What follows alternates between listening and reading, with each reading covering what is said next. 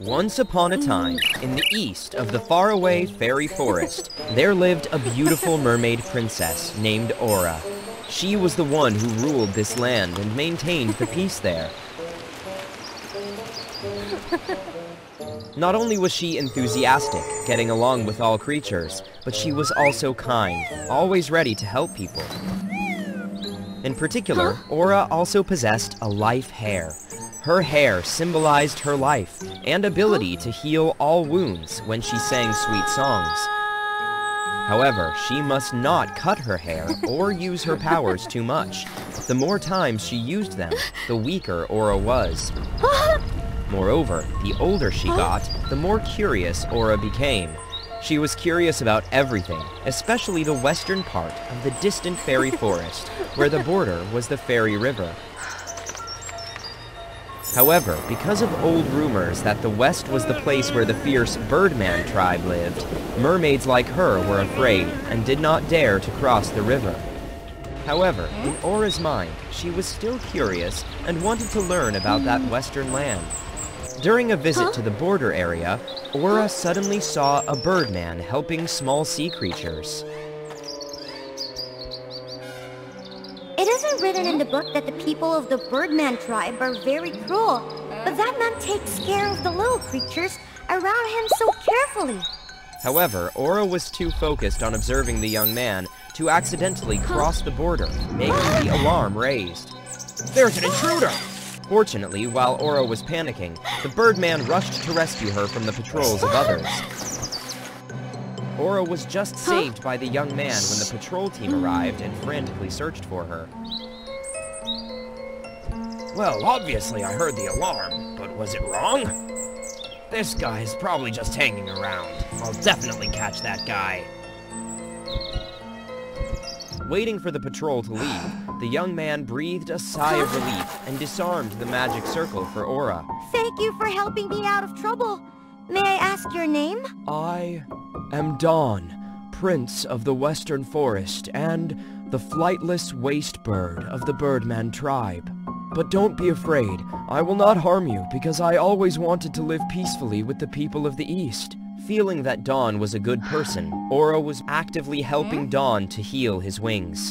To thank you, I will use my magic to make your wings fly like everyone else's. Even though he didn't understand what Aura's words were, Dawn let her try.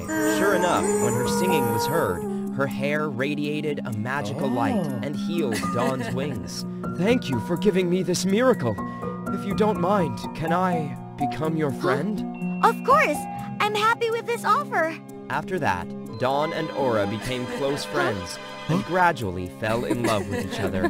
They shared many things together, clearing the misunderstandings between the two tribes from many years ago. I have also heard that the East has many very scary creatures, but when I and some friends come into contact, everyone is very nice. Therefore, we hope that the two sides will soon live together peacefully. That's great! Hope we can do it soon! However, that made Theo, the fierce Birdman who always wanted to dominate the East, very angry and sought to split this relationship. One day, as usual, Aura was preparing to go to the rendezvous when Theo brought his minions to surround the border area. I myself often see her sneaking, went to the west and watching Prince Dawn, so the missing prince must have something to do with her. Dawn is missing! But why? Stop pretending. You are the one who kidnapped the prince, so we must send our troops to the east to find him. Can you provide proof that Dawn's disappearance is because of me? What you just said is one-sided. Huh. Only you are an outsider and who knows the conspiracy of the east when you tried to approach the prince. Maybe the old rumors are true. You mermaids are very cunning and scary. You are not allowed to say about people in the east like that. I have an idea. In 3 days, I will surely find Dawn and bring him back safely. But how can we believe that? Unless you hand over the trident, the symbol of the head of the East, to us. I will accept this offer. Aura hesitated to look at the trident. If she had to give this treasure to anyone, it would be to give the lives of all the people of the East into his hands. Huh? Princess, we believe you can find Dawn and bring peace between the two tribes. If anything goes wrong, we have no regrets, because you and Dawn have always helped us. We're willing to make sacrifices for the two of you. Thank everyone for trusting me. I will definitely be back in 3 days. After listening to everyone's encouragement, Aura agreed to give the trident to Theo. If I don't come back after 3 days, the trident will be yours. Ha! Okay. I hope to hear the good news from you. Then Aura began her journey to find Dawn, but she still had no clue.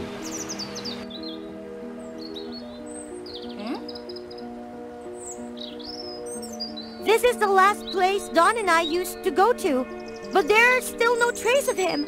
Shouldn't he encounter something bad? Thank God, the princess is here. I know. Where's the prince?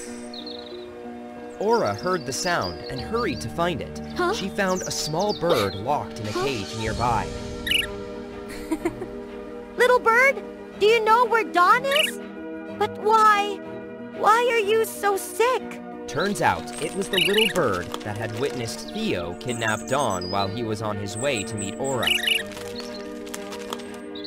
However, when the bird was going to report the news, Theo knew that and locked the bird in a small cage. The bird had not eaten or drunk for a few days, so his body was very weak.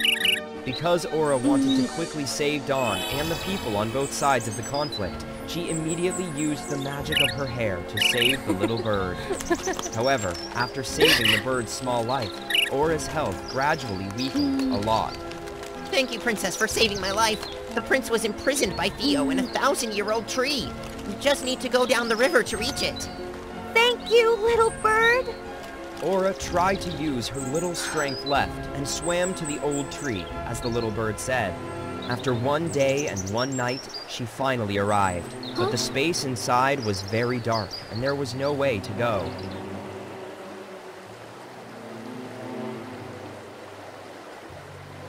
I need light to be able to see things clearly, but how do I get light? That's right, it's my hair. When I sing, my hair will shine. Thinking that, and Aura sang, causing her hair to shine, leading her to a small gate nearby. Huh?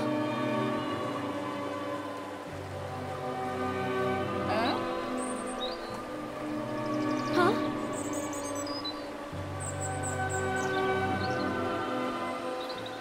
Through the gate, she entered a small cave, where Dawn was being guarded by Theo's minions.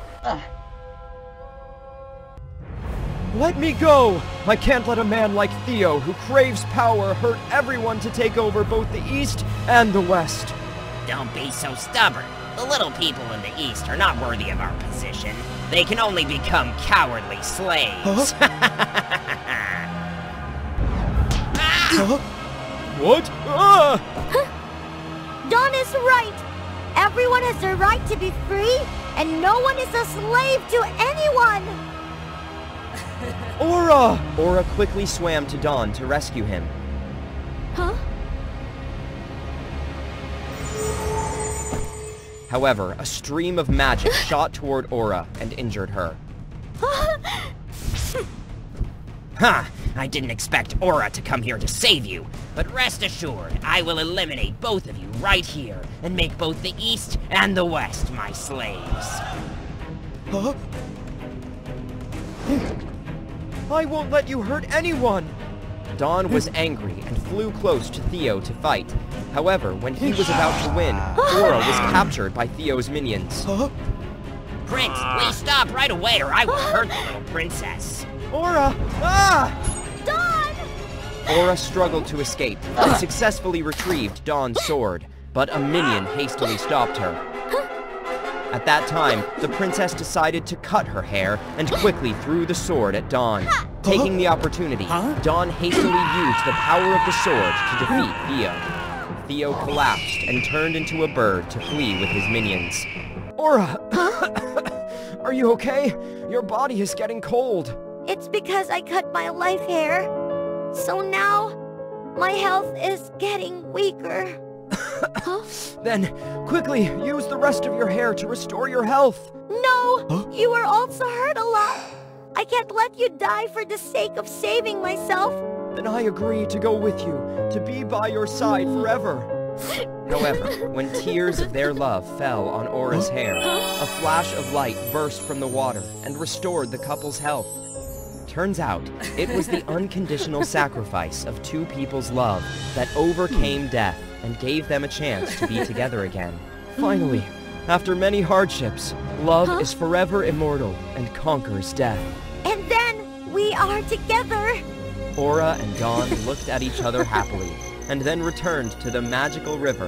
Finally, under everyone's blessing, Aura and Dawn got married, and helped the two tribes live in peace and prosperity forever. Within a certain kingdom, the royal lineage always gave birth to twin pairs. One with flowing golden hair, and another with hair as silver as strands of thread. According to a legend passed down by a deity for hundreds of years. Subscribe to the WOA Fairy Tales channel. Oops, wrong script! Oh, about the royal twin pair. Only the golden child was considered the rightful heir. The silver children, like Sylvie, were considered surplus.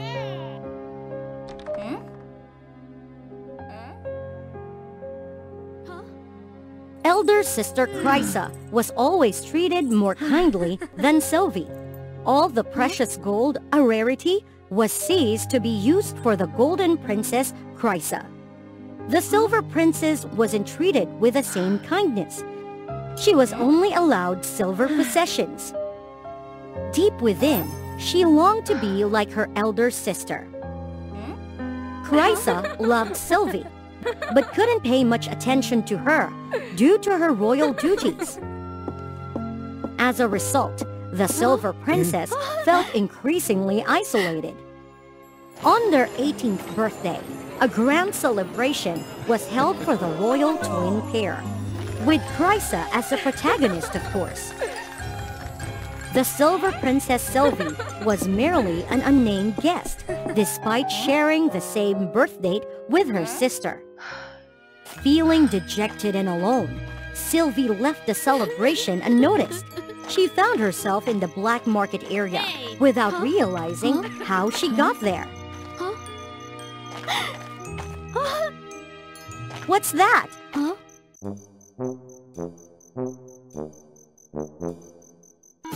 A golden ring?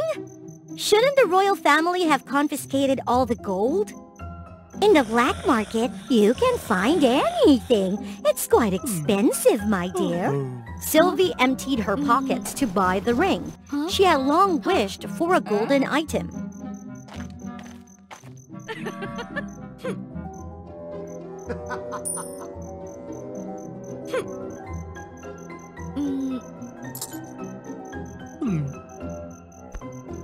Unbeknownst to Sylvie, a golden spirit had been trapped in the ring for hundreds of years, and she had inadvertently set it free. I've read your thoughts. I'll help you to become a golden princess to repay you. No, don't! Who are you? I don't understand. It doesn't matter about whether you want to be a silver princess for life. Though doubtful, the sweet persuasion moved Sylvie. With this magic, you must exchange something of your silver for it. Something I choose. Sylvie agreed without hesitation. Bathe with this potion. The potion turned Sylvie's bath into a magical tub. Unbeknownst to the Silver Princess, the potion also affected Chrysa. The magical bathtub changed not only Sylvie, but also swapped her hair color with her golden sister.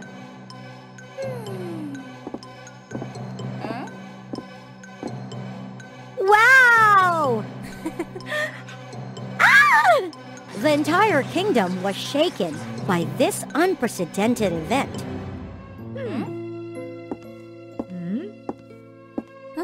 In the end, they followed the legend's words and made Sylvie the heir.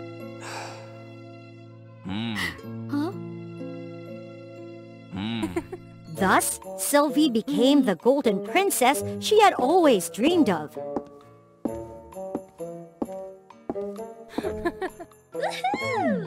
Living the luxurious life she had yearned for.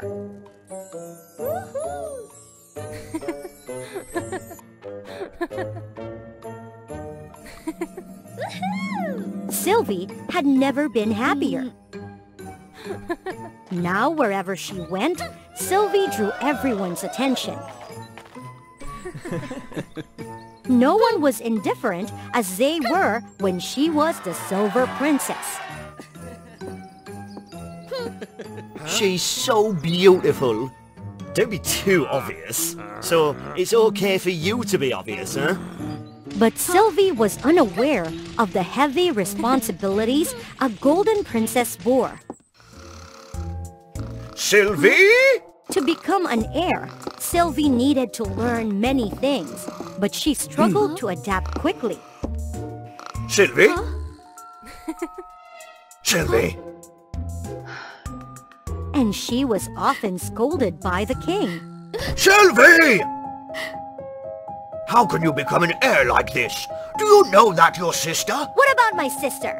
Of course, the day when Sylvie couldn't bear it anymore arrived. Utterly disillusioned, the princess left. Now, Sylvie just wanted to be alone, but she couldn't escape the attention of others. You made her scared. As if it isn't ye. Lost in thought, she wandered back to her old room, only to be greatly surprised by the presence of her elder sister. Sylvie, is that you? In the past, Chrysa had been burdened by the responsibilities of an heir. Becoming a Silver Princess had granted Chrysa the freedom to do whatever she pleased without oversight. But being a Silver Princess is very lonely. No one befriends me. I'm like a ghost. Now I understand how lonely you feel, and I didn't pay attention. I'm sorry, Sylvie. No, I didn't know how much you struggled either.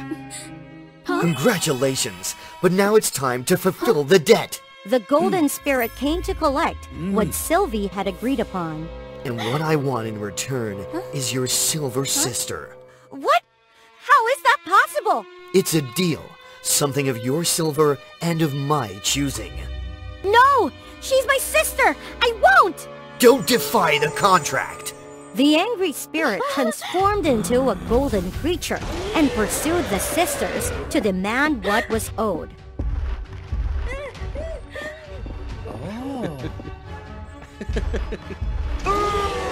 And they were driven to the king's court.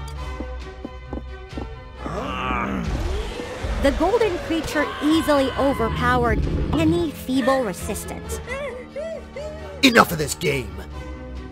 He was determined to claim the Silver Sister, Chrysa. It's my fault! If I hadn't been selfish, if I had cared about you... Suddenly, Sylvie realized she still held the golden spirit's potion. As long as you're safe, I don't need this material possession! The demon couldn't take away something that wasn't part of the deal. Take me instead! Huh? Aren't you in the royal lineage? Correct. I am Fergal, the first golden ruler. And also the one who concocted the false legend. I was consumed by my lust for power. When I passed away, the god of death punished me for my deception, and my soul was trapped within the golden ring. I can only be freed if a silver princess or prince touches the ring.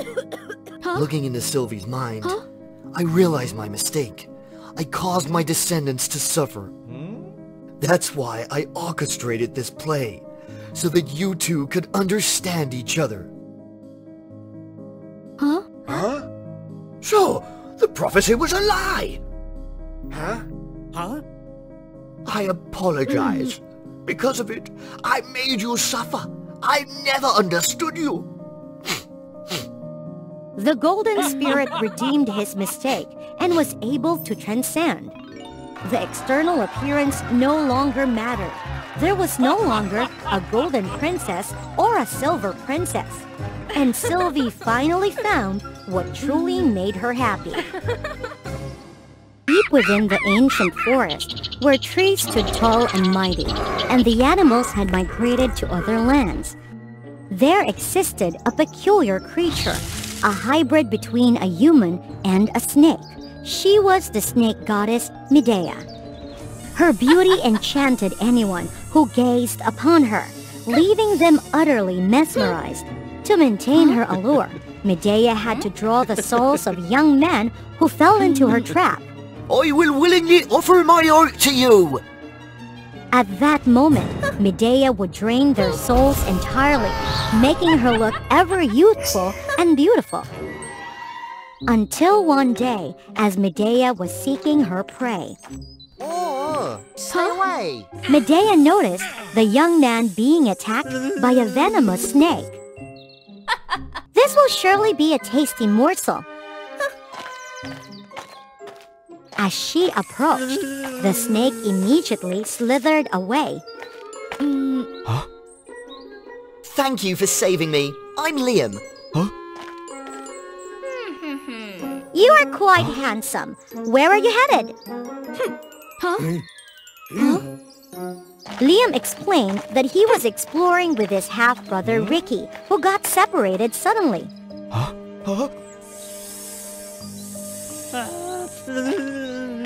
On Ricky's side, he had left Liam, exited the forest, and happily returned to the castle. It's getting late. You should come to my place. Tomorrow morning I'll guide you out of here. Liam had no other choice but to follow her.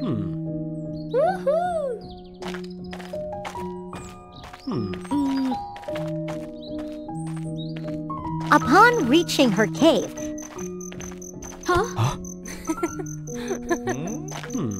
Medea quickly dismissed her attendants.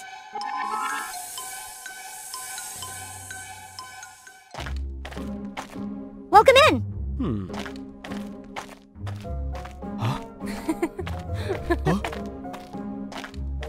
Your dinner awaits. I'm already full. I have something to confess. I like you. Do you want to give your heart to me? No. Never before had anyone resisted Medea's seduction. Liam silently left and peacefully slept in a corner, ignoring Medea's anger. The next morning, when Medea woke up, she didn't find Liam anywhere, just a thank you note stating that he would find his own way out.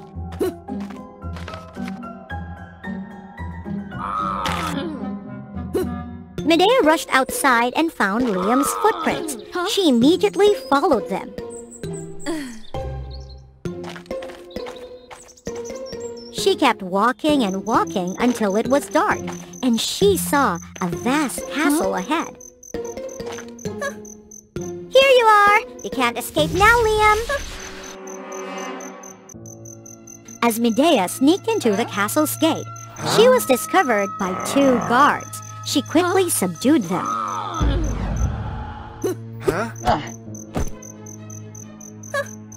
While crawling through the corridors, Medea was spotted by Ricky.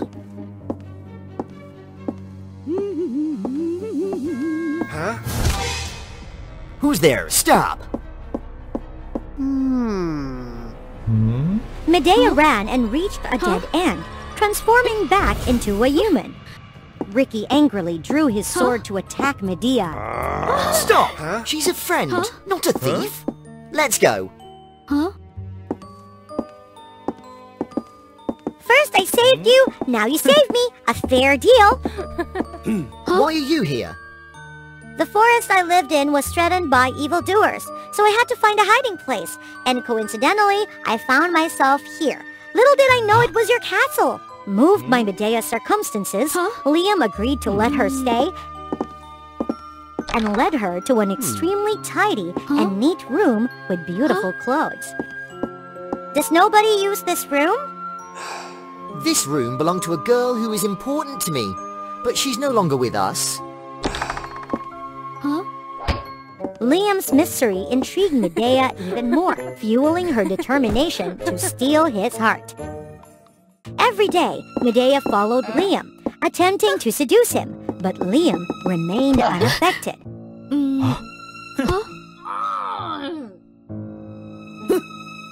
One day, Medea followed Liam to a tomb, and her curiosity got the best of her. She saw Liam laying flowers on the grave and crying. It turned out that grave belongs to Liam's late wife, the one who had passed away. And the room Medea was staying in used to be where they read and played together. Medea suddenly felt her actions had lost their meaning. Is Liam's cold demeanor due to this reason? I will play the melody you like. As the flute played, Medea lost control of her body. It didn't obey her own commands, her human form twisting. Medea was terrified, for if this continued, she would fully transform into a snake. I'm sorry! From a distance, Ricky witnessed it all, laughed, and left. The next day, Ricky handed Medea an invitation to a music party that night, hoping she would attend. If I go, I will reveal my true form. I'm busy. This might be the last time you see Liam. Why is that? Come and find out. That night, Medea decided to go to the party, wearing the clothes of Liam's deceased wife, looking magnificent. As she entered the party, Liam was preparing to perform his act.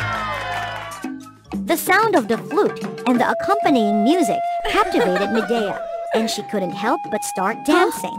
Medea became afraid and tried to find an escape. Close the doors! Yes. Medea couldn't bear it any longer and transformed into a snake. Destroy the monster! Everything you said was a lie, right? Liam, please listen to me. At first, I didn't plan to take your soul, but after being by your side and getting to know you, your love for your late wife, I gave up that intention. Stop your nonsense! Medea had no choice but to fight back. Liam stood there witnessing the chaos, remembering the time he spent with Medea, and suddenly he came to his senses. Stop! Liam, you're siding with her? From now on, the throne will be mine. Seeing Ricky's actions infuriated Medea even more. She went madly towards Ricky. Liam, please wake up! Medea, I'm sorry for being cold to you, because I love you. You brought a sense of familiarity and happiness that I had lost for so long. But because I didn't want to suffer when loving someone else, I had to act that way. Medea poured her entire soul into Liam's mouth, and his body started to glow, his wounds healed. Liam was saved, but it also meant that Medea would no longer stay eternally beautiful. I love you not for your appearance. Medea burst into tears of joy. From then on, the snake goddess Medea and Prince Liam ruled the kingdom together and lived happily ever after. Oh, this statue is too scary, Arlen. It's really ugly. That is the beauty of sculptural art, Cynthia. Whether it's an object or a person, each has its own beauty. Do you all think the same? If so, remember to follow the WOA Fairy Tales channel. What are you saying, Arlen? I'll go outside to rest for a while. Call me when you finish. The young man Arlen aspired to become a great sculptor, continuing his journey to learn everything about sculpture. After a while of concentration, he noticed the mysterious girl next to him was also carefully observing the Medusa statue. Arlen continued to participate in the exhibition until it closed, but he still saw the mysterious girl in front of the Medusa statue. "Hello, let's go. It's time to leave. It's about to close." At that moment, the mysterious girl turned around to reveal a beautiful face with snake scales on it, exactly like the Medusa statue next to her. Arlen was startled, but before he could come down, the girl had left. Since that day, Arlen was constantly hunted and desired to meet that mysterious girl again. He continuously visited the exhibition until the last day, but still did not meet the girl. Margaret, you came to pick up the statue? Arlen heard the name Margaret and remembered that she was the owner of the Medusa head statue. He turned back to see the familiar cloak passing by. "Margaret!" Arlen joyfully chased after Margaret, who turned around just as a strong wind blew, making her cloak fall off and her hair flutter in the wind. Once again, Arlen was shocked by the resemblance between Margaret and the Medusa statue she held in her hands. Faced with Margaret's beauty, Arlen fell into a deep and passionate love for her and quickly moved forward to help Margaret. Margaret was a bit surprised. However, with Arlen's enthusiasm, she said nothing and silently walked ahead, guiding him. As the two walked, they were blocked by a group of men. Margaret, don't even think about running away. Arlen, not understanding what was happening, saw the men rushing towards Margaret. So, he rushed forward to protect her and was beaten unconscious. When Arlen woke up, he found himself in a strange room full of statues, and Margaret was right beside him. The room contained paintings of both of them intimately, making Arlen even more astonished. What's happening? Margaret, did we just get surrounded by those men after the exhibition, right?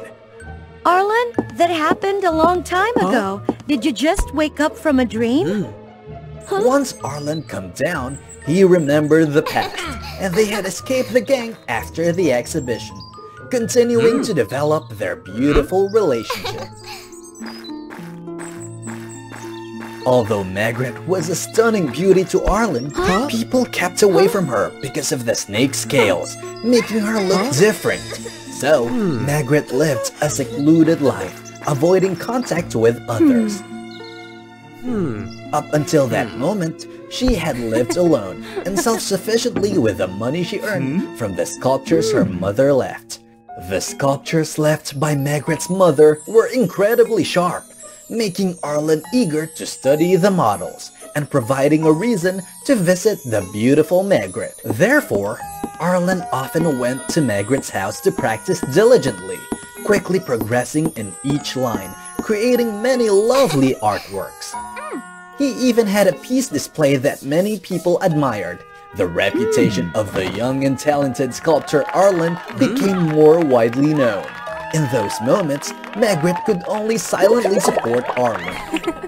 Arlen wanted her to be comfortable like a normal person, so he decided to seek out his witch friend Cynthia. Cynthia, please help the one I love.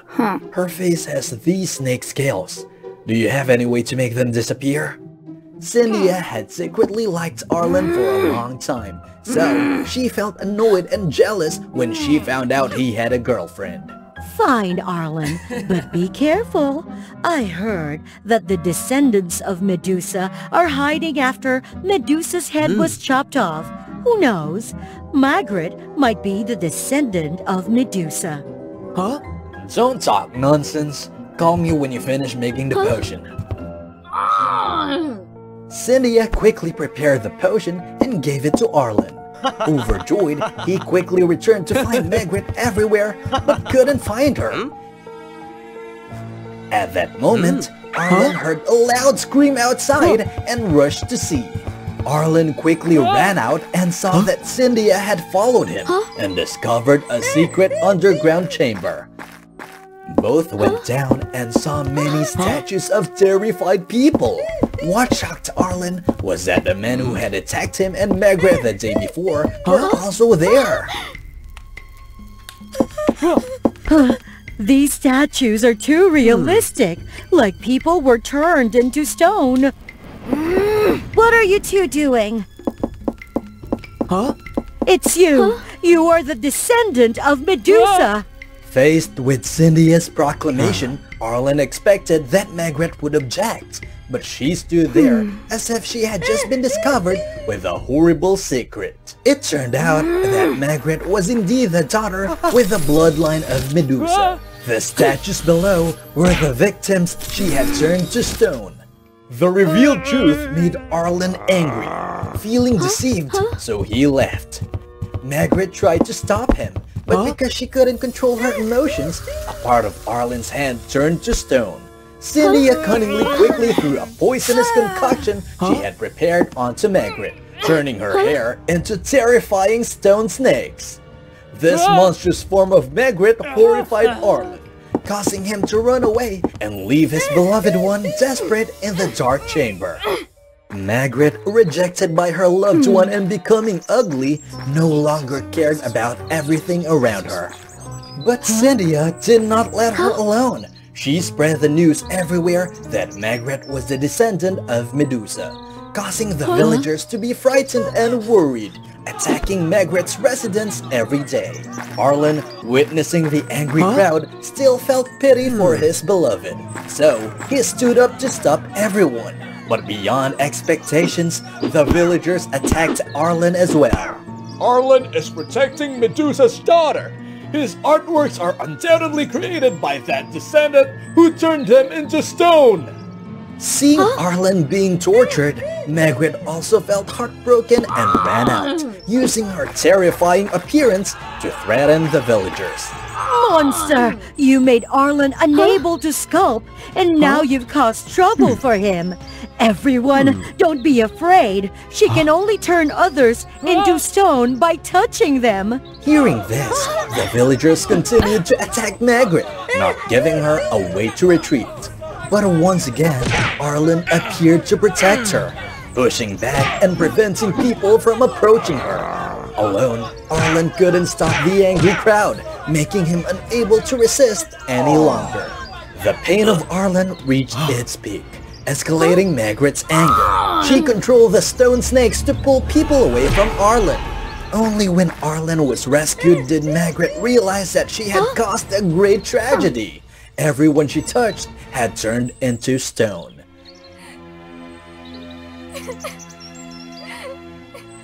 Margaret, your sins are too serious. Now, to save everyone, sacrifice yourself so I can use your blood to create a potion to rescue everyone, including Arlen. In desperation, Margaret chose this method, hoping to save Arlen. Goodbye, Arlen. I hope you recover quickly.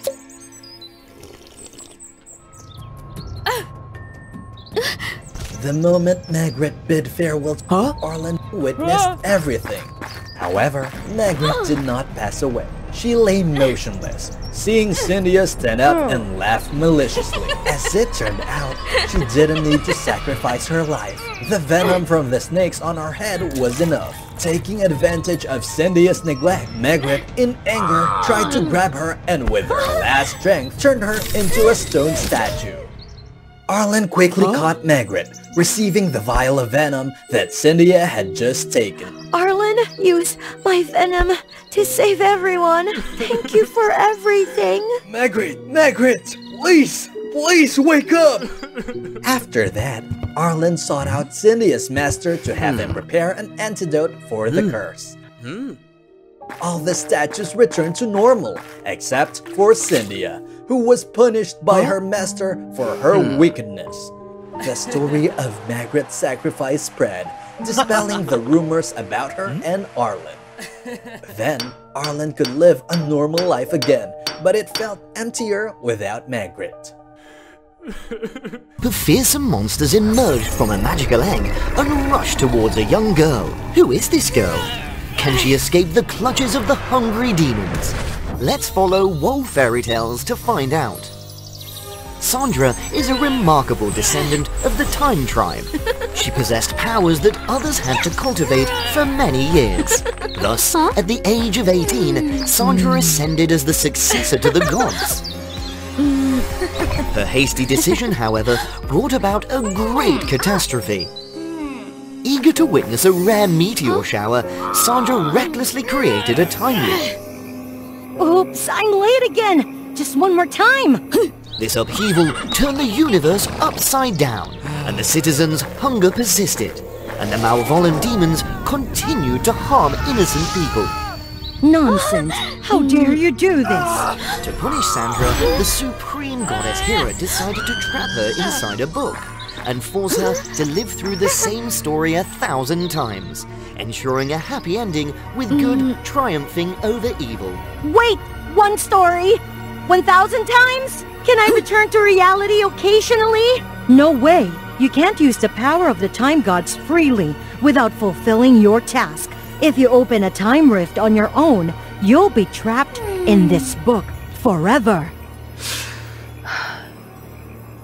In the story, Sandra played the role of a mysterious warrior who helped the king defeat the shadowy sorcerer to bring peace to the kingdom. She lived through 500 repetitive days.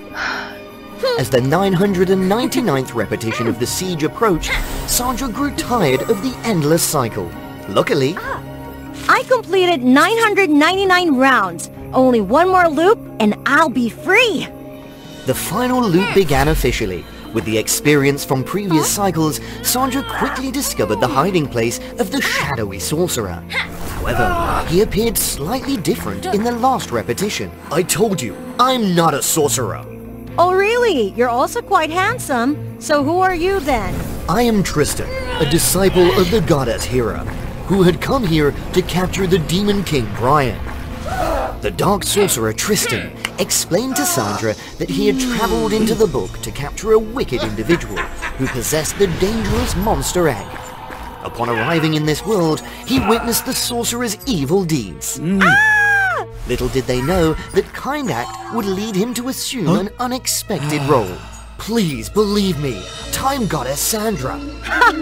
You're quite a good story maker. How do you know I am the time goddess? I already told you. I am a disciple of Hera. The entire divine realm knows you are trapped here. Set me free. No way, it's definitely Hera's scheme. She wants to imprison me here forever. Stay silent and wait in prison. Sandra, I've been waiting for you. The newcomer Donna, Sandra and Donna were two orphan sisters.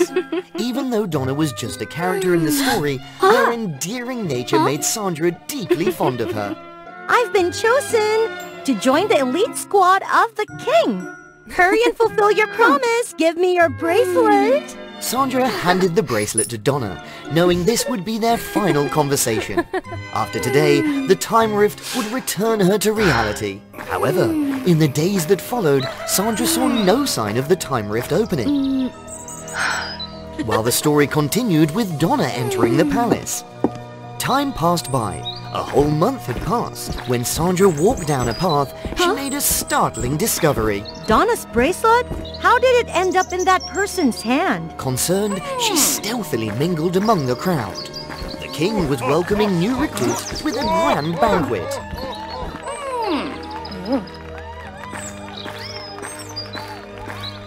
Curiosity led Sandra to a secluded area, far from the main castle. She peered through a window. No! Get away! Oh no, Donna! In the next window, she saw poor Donna with the same sorcerer from before. Hurry! Save the girl! The monster's coming! Sandra was about to charge.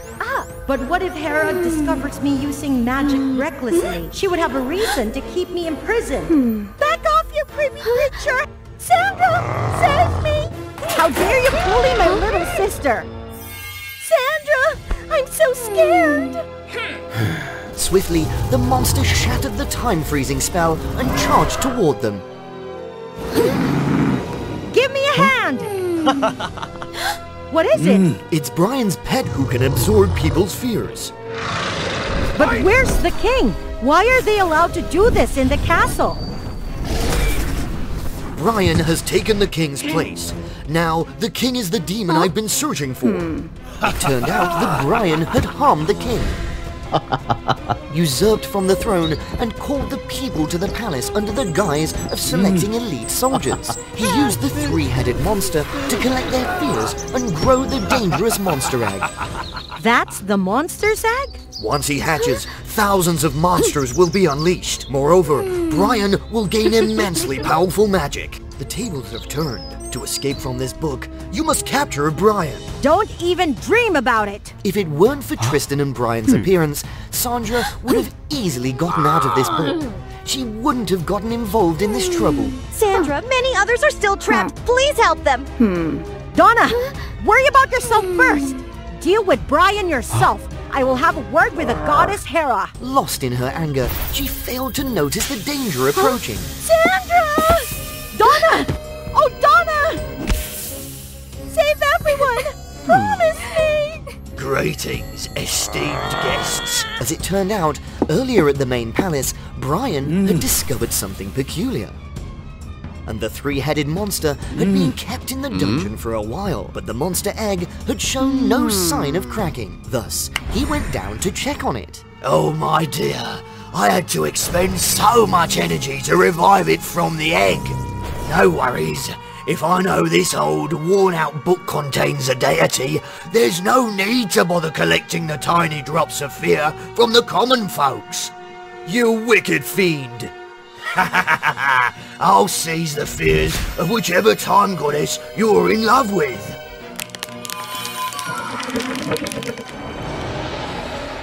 In the realm of Brian's wicked laughter and the tragic demise of his sister, Sandra felt immense sorrow. She unleashed deadly strikes upon the monster, despite its eerie and menacing transformations. Sister! Donna! Sister, I'm sorry! I'm so sorry! Sandra! It's just an illusion! Sister, save me! No! Sandra fell into the trap, allowing her own fears to surface. She noticed Tristan exhausted, while the swarm of monsters increased with every passing moment. Sandra knew that, in a little while, Brian would finally possess the magical source he craved and the formidable army he desired.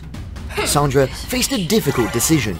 Defying the forbidden act proclaimed by the stern goddess Hera, she deliberately opened a time rift. Tristan, bring him back to reality! No! Sandra! Hurry! Though unwilling, with a fate hanging by a thread, Tristan exerted all his strength to pull Brian into the rift.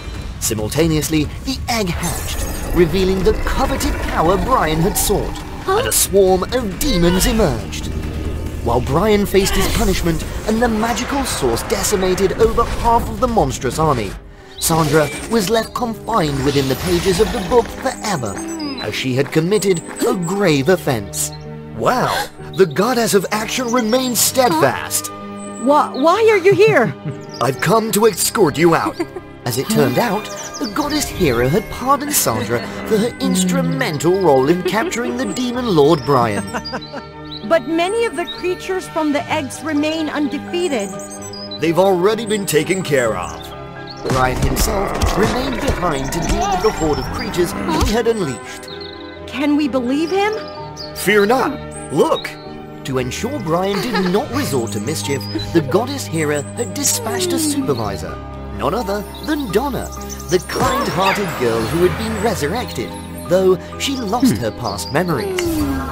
Tristan led Sandra out of the book. The demon lord struggled to keep up with the chaos he had created.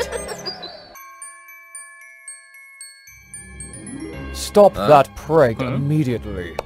Yes, that castle is the dwelling place of the spirits. There you go, being strict again, Frost. The owner of the castle, as well as the cold and strict steward, is the witch Luna. Frost's life depends on the owner, and if he goes against what the owner asks, Frost will be punished. Before Luna, Frost served many generations of owners, but they all shared one common trait, the passion for power, which eventually led to their downfall at the hands of authority. One day, Luna suddenly disappeared and never returned. Until the castle received a new owner, Frost had to continue guarding and protecting the castle. Without the breath of its owner, the castle was already eerie. And now it was even colder, with all the creatures frozen in place.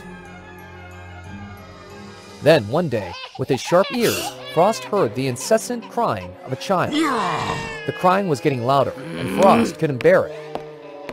So, he had to search for its owner.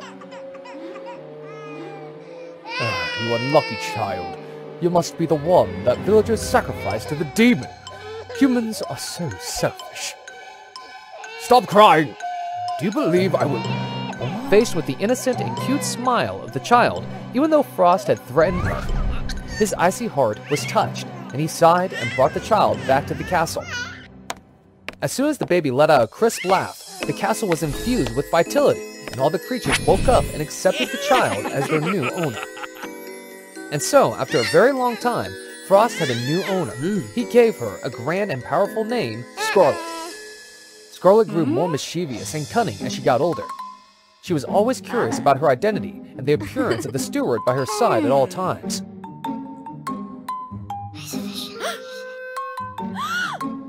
No, you can't do that. If Mr. Frost finds out, he won't let it go. Frost again. It's all right, I assure you. Assure me of what, Miss Scarlet?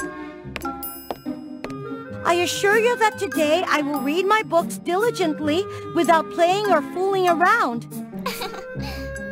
Despite being very caring and protective towards Scarlet, Frost did not agree to let her have her freedom.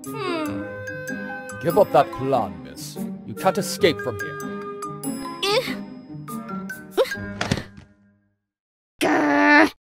Aren't I the mistress? My request is to leave. I want to know the source of my origin. Impossible. I will never... Ah! When he didn't comply with the mistress's wishes, Frost would be punished. But he accepted the pain to hide the truth that Scarlet was an abandoned child, avoiding harm to his mistress. So, miss, will you give up on the plan as promised? Why give up? I must see it through. If Frost doesn't know, he won't feel any pain. Every day, Scarlet secretly investigated different rooms in the castle, believing that one of them would help her learn about her identity. Wait a minute, why am I doing this? Aren't all of these things already mine? Thanks to these secret explorations, Scarlet's daily life became more enjoyable and exciting. Of course, everything happened while the steward Frost was busy with work. When she arrived at room number 98, it was unlike any of the interesting rooms she had seen before. This room was covered in layers of dust, dampness, and a gloomy, dark atmosphere. The only light came from an antique lamp, next to an old lady carefully mending an old carriage frame. The old lady was so absorbed that she didn't notice a group of suits closing in on her. Stop! Quick, go! You're a kind girl. What do you want to ask me? I'm a witch who can answer any question in the world. Scarlet was excited to ask about her own background. The sound of the bell ringing indicated that Frost had returned. Anyway, it's still here. I'll come back tomorrow. The next day, when Frost was busy with work, Scarlet hurriedly went to look for room number 98. Strangely, it had disappeared, replaced by room number 99. Behind it was the place she had always wanted to go, the town of humans. A loud noise caught Scarlet's attention. A human girl was in a heated battle with a monster. The fight was extremely tense. The girl was at a disadvantage. Seeing this, Scarlet didn't hesitate and rushed to help. Taking advantage of the moment when the monster turned to attack Scarlet, the human girl seized the opportunity and destroyed it from behind. After overcoming the danger, the two young girls became friends. I'm Lena, a student of a wizard who banishes demons in this town. Based on your attire, you are... I'm Scarlet! I live deep in the forest! I came here to find out about my background! Lena was frightened to say that the forest was where the strongest evil creatures gathered, especially the haunted castle that imprisoned young human girls. The terrifying castle steward caught them and turned them into souls guarding the castle, unable to escape. So if you know anything about Frost, please tell me so that my master and I can defeat him. Scarlet felt there were many suspicious points in Lena's words, so she absolutely did not believe her. To clarify Lena's lying motive, Scarlet brought her back, but turned the doorknob to room 98 of the old woman who knows everything. Oh, the kind girl has returned. So tell me, what do you want to ask? Scarlet used this opportunity to ask about the truth behind the story that Luna told, why she falsely accused Frost.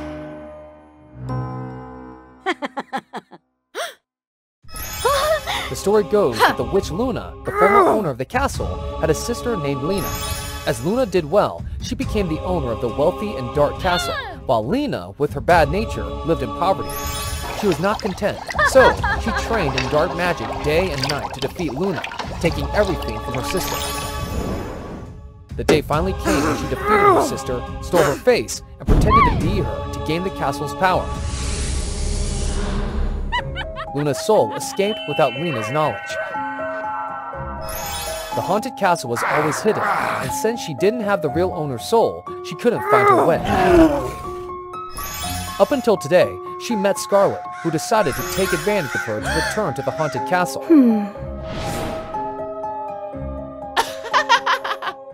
As the story concluded, the old lady vanished.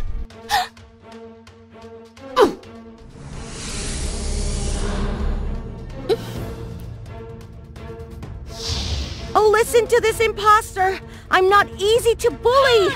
It was the castle owner's bell, and Scarlet used to set traps and catch Lena. Lena launched an attack on Scarlet, but luckily, the necklace she wore protected her life. Now let's see who will become the owner of the castle. Frost was about to rush to protect Miss Scarlet when she saw the intruder's face. Frost, it's me. Luna? Scarlet told Frost the story she knew in full. But she really smells like Luna. Right! I'm the master of all of you. Come back to me quickly. Hey! Remember this? I'm the master of all of you now, got it? Both owners became angry and turned to Frost, the most worthy servant. If I recall correctly, if you don't obey the master's orders, you will be punished. Isn't that right, Frost? Quick! Destroy her now! Since Luna, Frost's former owner, also existed within Lena's body, disobeying her caused Frost unbelievable physical and mental pain. Stop it right now! Frost is not an object for you to abuse and manipulate like that! Do I like to do that? What can you do? Can you even set him free? Are you crazy? Don't you want supreme power anymore? The owner of this castle has the ability to release her servant, but it has never been done before because it would weaken their ultimate power, which they want to maintain.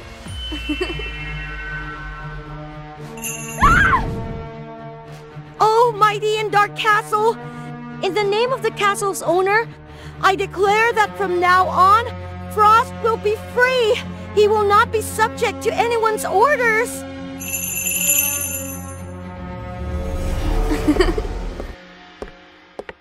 Don't you need power? Of course I do! Everyone is greedy, but your safety is more important!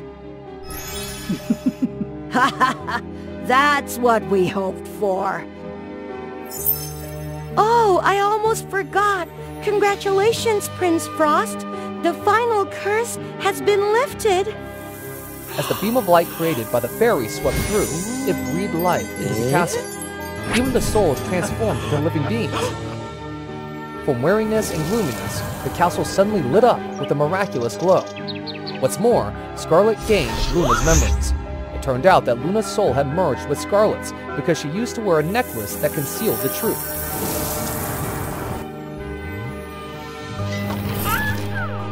Amidst the castle's colorful transformation, Frost, the steward, was no exception. Formerly a prince and owner of this castle, his arrogant nature inadvertently led to his punishment by a fairy who made him serve others as a steward. Finally, a voluntary owner has freed you, my dear Frost. All thanks to you, Scarlet. Oh, wait. Luna, I mean. No way! I will always be your mischievous Scarlet, giving you a headache. Do you hear that? That sacred word. Kingdom is home to dangerous natural pitfalls of thousands of insects. The plants only need a little testing to take their lives. And in particular, all the animals that have never been tamed the most brutally are concentrated in... Allie, stop! But no one knows that the owner of this forest is also a bully, a very beautiful human girl. How many times have I told you? It's hard for people to show up. Don't scare them.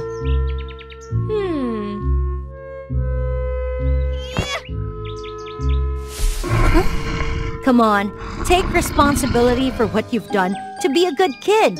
You know, I was the same child that was brought by the wolf god. Since her birth, Aboli had been left by her parents outside the edge of the forest, being cared for and taught by the wolf god.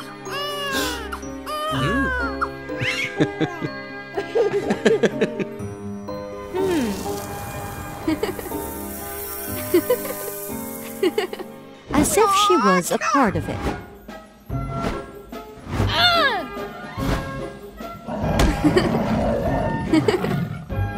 The wolf teaches Aboli the human language, tells her about her fellow humans, hoping that one day she can find her source. After his death, he passed on his status as the owner of the green forest to Aboli through the valuable horn.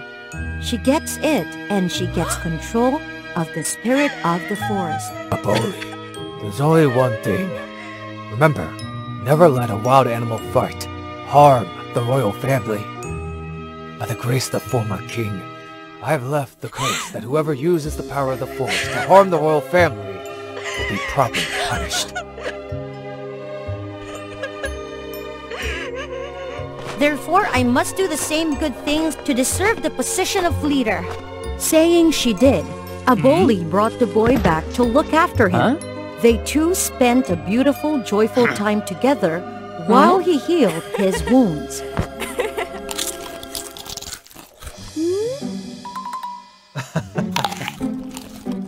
Aboli taught him how to survive,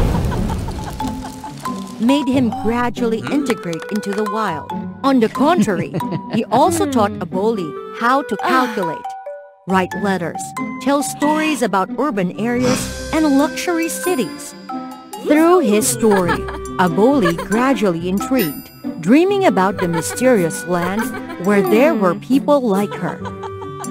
The time is limited. The young man needs to return home. Come on, don't cry. I'll definitely come back.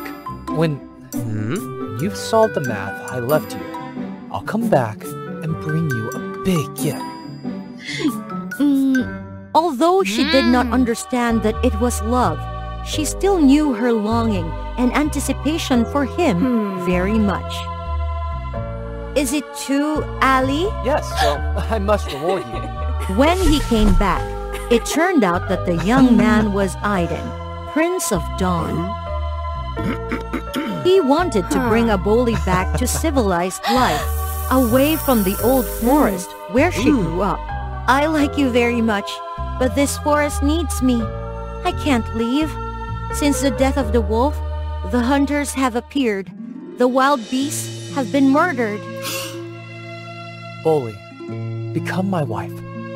You can still protect the jungle with a no-hunt agreement. Receiving the promise that her people would be safe, Aboli also loved the prince and wanted to learn about the life he was born with, so she agreed with the prince to leave. Unlike Prince Aiden, everyone in the royal family doesn't recognize the girl's true self. They made Aboli change, become like them, from eating, standing, basic behavior, to very cumbersome rituals. Unable to fit in, Aboli was extremely sad, miserable. She even tried to hide her being bullied and treated unfairly by the queen and the princesses so that the prince would not be disturbed. Aboli, I want to tell you something. Well, you tell me. It's just dust in my eyes. There's something I've hidden from you. In fact, my father wanted me to marry the princess of a neighboring country to reinforce the military. The promise of protection of the evergreen forest was because he thought, you have unparalleled power. I know people don't like me. Aiden, will you leave me to marry someone else? No, of course not. There's actually still a way. Just what? Just tell me. Robbery rages. The prince who is capable of rebellion will receive a favor from the king. If I can afford to do that, then we can definitely be together. It's just a pity I'm not the queen's own son. No backing, military power, it's hard to get that favor. Witnessing the lover in bad mood, Aboli thought that sooner or later everything she had would belong to him. She gave the prince the horn necklace, which could move the wild animals to become an invisible army. On the day of the destruction, the princess carried empty trumpets. The soldiers held their hands, and Prince Aiden was laughed at because he was alone. Hey, my brother! Where's your guardian? If I were you, how could I ride a horse and walk around and destroy the rooster in the house and say nothing of the robbers?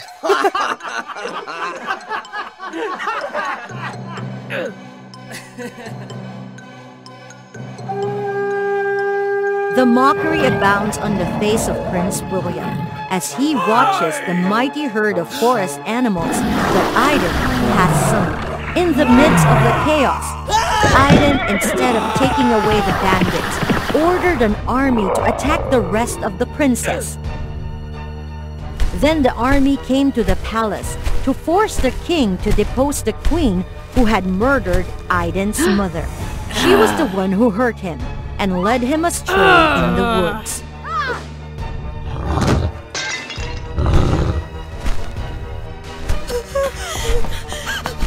No, Ali, stop! Aiden, do not use the power of the forest for bad! Give up your hatred, please! Bad thing? Isn't she the bad one? My mother didn't have any fault for being so abused by her. Is it a crime to be of inferior origin? Do you know how painful it is to watch your dearest disappear in front of you, Aboli? I can't forget my dreams. A little more, just a little more, and after 10 years, we'll finally be able to sleep. Aiden could not see the danger from behind, as William coldly climbed up the rope, pointing the arrow at him. Aboli just pushed Aiden out, and she was hurt.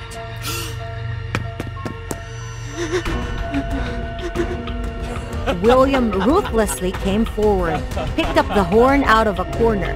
He wanted to use the prison and control the wild animals, forcing his father to give him the throne. Aboli, open your eyes to me. I'm sorry, it's all my fault. It's all my fault. Thank you. Open your eyes. Don't sleep. Don't cry, Aiden. It's good that you're not hurt. Don't take revenge. Revenge, you can't be happy either. You're right. I was blind. My hatred has hurt you. The one I love most right now. Don't abandon me. As long as you're okay, I promise I'll let it all go. Shall we go back to the forest? Okay? Okay, I'll try. Before that, please destroy the horn and free the wild animals so that they are not taken advantage of by bad guy. Agreed with Aboli's request, Aiden wiped his tears, drew his sword forward forcefully. William blew the horn and immediately, the wolf Ali darting to the door, growled as if he wanted to devour his master's rival alive. The green forest is home. Forest animals are friends. Infinite love. Forever, not far away from. The wolf recognized the familiar voice. His footsteps slowed. You stupid animal! Listen to me! Destroy them! I am your master! The wolf rushed up, but instead it threw William to the ground. Brother, hurry up and do something! Tell them to stop! Oh, brother, I'm sorry I can't do anything. Ali itself wants it. The horn then broke. From then on, the animals of the forest will completely control their own lives. Witnessing his own plan was ruined, William got mad and then decided to punish the saboteur. Bring me with you. After a bully's whistle, a giant eagle appeared and caught them too, then flew towards the jungle, left behind all dissatisfied screams of Prince William. The animals got rid of the horn, but they still remembered a bully as their close friend. They tried all the best herb to cure the friendly master.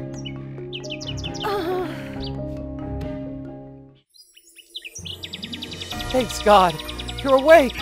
Followed the promise. Aidan left behind his wrath and hatred. He then lived together with nature way happily. About the Queen and Prince William, they were punished for their treason behavior and crimes. The fairy Rosie and the handsome fairy Flynn that many people admired. Rosie was a stubborn and naughty girl who had always made fun of Flynn, while Flynn was always tolerant and gentle, taking care of Rosie. In particular, in the fairyland where they lived, there was a legend about a lake known as the Forbidden Land of Death, deep in the mysterious forest. This forest was also rumored to be the shelter of a dark evil witch named Helen. People were always advised by the elder fairy to stay away from this place because there was sealing an extremely dangerous dark thing. If there was anybody who liberated it, this fairyland would be in danger, and the fairies would also be in trouble. However, Rosie was extremely curious about it. Flynn, I heard that the lake is the lake of wishes. As long as you go there to make a wish, all your wishes will come true. But that was the Forbidden Land. We shouldn't trespass. We are fairies. We have magic. What are we afraid of?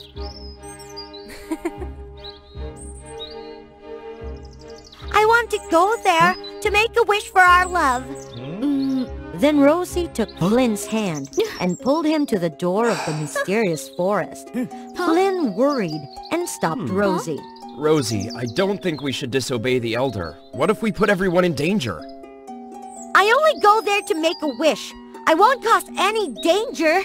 If you don't come with me, I will go alone. After that, Rosie ran away and walked through the door of the forest. Flynn worried and hurried to chase her. As soon as they walked through the forest, both of them were dumbfounded. In front of them was a wonderfully brilliant and sparkling scene. Oh, how beautiful this place is. Come on, Flynn, let's go to the Lake of Wishes. But the Elder told... Just a wish. It won't take too long. Don't you love me? Flynn helplessly followed Rosie to the end of the forest. Rosie. I, Flynn. We wish that we would love each other forever and ever. When their hands just touched the water surface, a black vortex rose from the bottom of the lake, bringing a terrible laugh. Finally, I'm freed! Suddenly, the forest became dark. Black smoke spread, and the witch with a sinister face appeared. Who are you? Where did you come from? Me? I am the one who was sealed by your elder fairy for thousands of years in this cold, deep lake. Just now, I was freed by the two of you. We did nothing.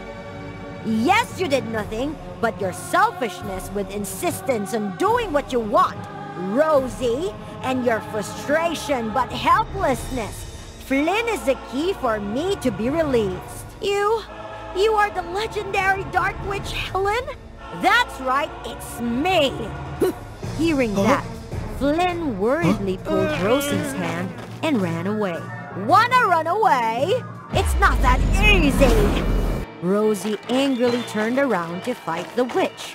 But before she could do anything, a huge bolt of magic rushed towards her. Help me!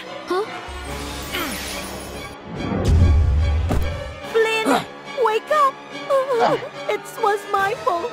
I am so selfish. This guilty feeling of yours is so great! The more negative emotions you have, the stronger I become.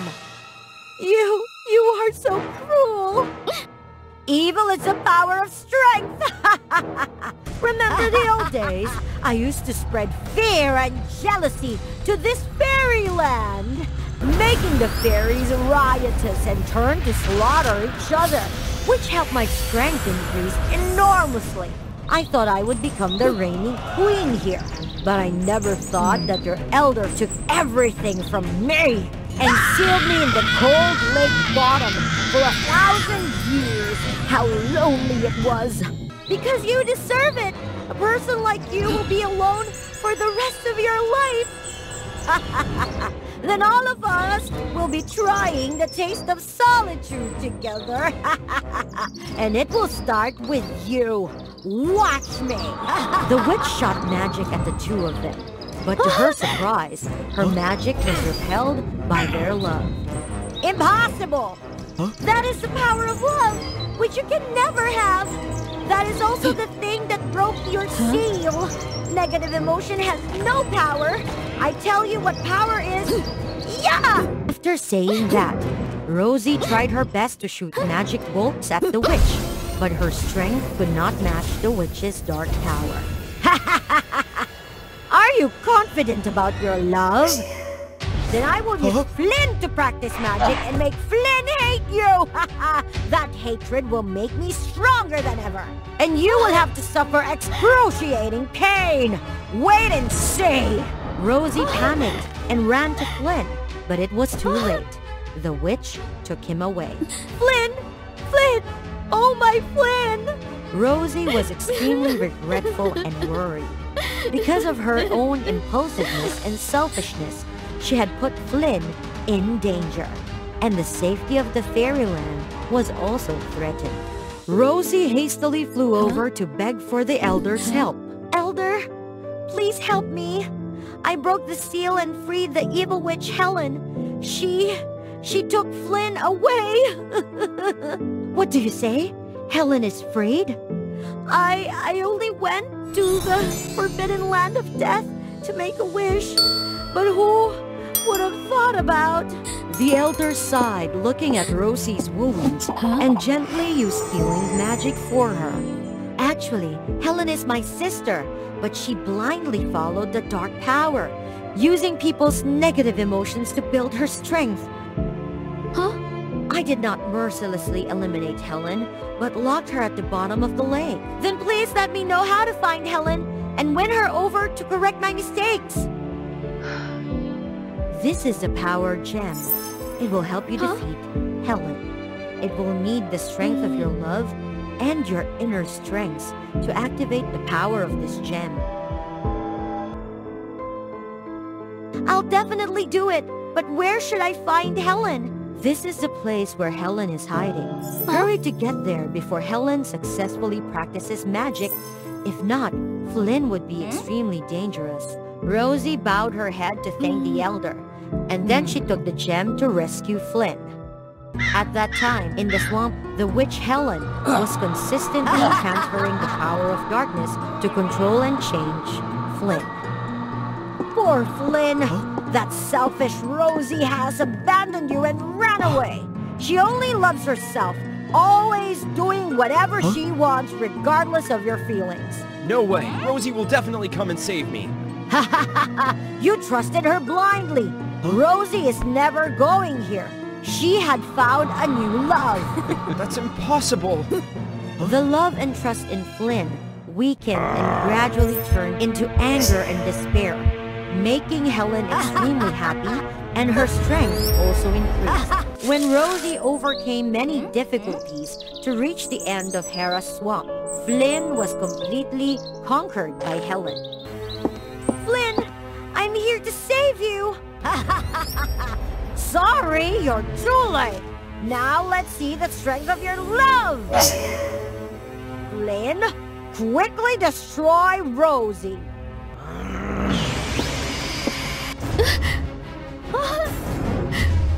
How does it feel to be destroyed by the person you love, Roxy? No way! Flynn, please look at me! I'm Rosie, the one you love! Flynn! Flynn, please look at me! Just once! Despite Rosie's screaming in vain. Flynn's eyes were still lifeless. The magic gem in Rosie's body fell to the ground. She quickly grabbed the gem and shone it at the witch. The bright light from the gem scared the witch. She fired spells at Flynn and controlled him. Rosie, please throw the gem away. It hurts me. It hurts!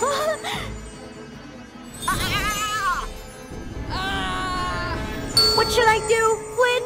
I don't want you to suffer at all. Huh? Because of the one I love, I lost my only chance to eliminate the evil witch. Flynn looked at Rosie's tormented eyes, as if his eyes were shining with love. He slowly walked up to her and called softly. Rosie! My Rosie! Helen, seeing this, panicked and used magic to fascinate Flynn. Flynn, she was just acting! She deserves it for leaving you! Rosie looked into Flynn's eyes and felt his love. So she was very emotional and rushed to Flynn and hugged him. You recognize me, don't you? You remember me, don't you? We were hand in hand and made a wish in the Forbidden Lake that you would have always protected me, Flynn. I love you.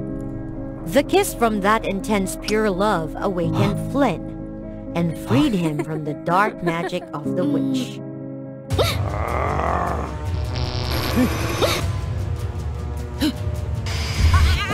Helen got up and used all her strength to shoot magic at the two of them. But their love created an incomparable power that blocked all spells.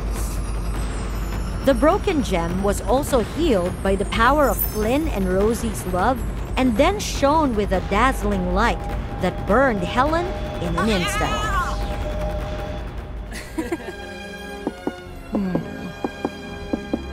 The two returned to the fairyland and gave the gem back to the elder. They were agreed to hold the wedding carefully by the elder. On the day of the wedding, the elder gave the magic gem to Flynn and Rosie. The princess, she cared only about herself, disregarding everyone else. All she did was squander the royal treasury on buying countless bottles of perfume. With her mother gone too early and the king always busy, Remy became lost, unable to overcome the pain of her mother's loss. Moreover, she had a terrible trait of looking down on those of lower social status. The king, increasingly impatient with this spoiled child, wanted to marry again and have someone to educate Remy. What? You want to marry again? And on my birthday, you bring a bride into the castle? Please understand, Remy. No! I don't want a new mother, and I will never forgive you! To get back at her father, Remy used half of the royal treasury to organize a lavish feast for 7 days and nights. After indulging herself to the point of being dazed, Remy welcomed the king back, and her condition was worse than ever. You are unbearable. I wish I had never had a daughter. Unexpectedly, his wish came true. The entire kingdom forgot about Princess Remy, even her own father. Remy was cast out in utter confusion, taking only a few belongings and her cherished necklace, the only heirloom her mother left her. On her journey, she encountered a magical dragon.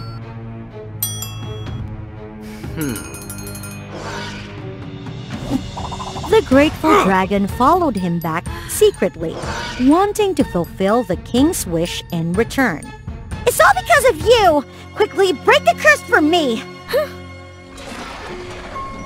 Seeing her miserable state, the dragon finally made an exception. The curse could only be broken if Remy received a sincere kiss of true love from her genuine admirer. So Remy traveled far and wide, but her haughty attitude got her rejected everywhere she went. Finally, in a distant kingdom, Remy was lucky to meet a kind old lady. I have no money. I have nothing left. The old lady advised her to work as a servant in the royal palace. Thinking it would be an opportunity to meet the prince, Remy agreed. You must bow to your superiors. That's the minimum respect. I'll show respect when they deserve it.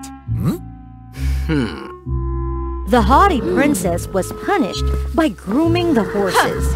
I belong to the noble class. Why should I take care of these filthy horses?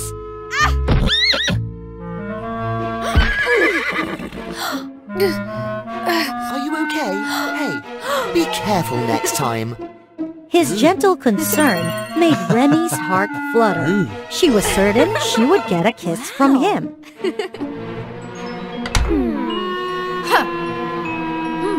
We have to live together? No way! Leave me alone. I want to be by myself.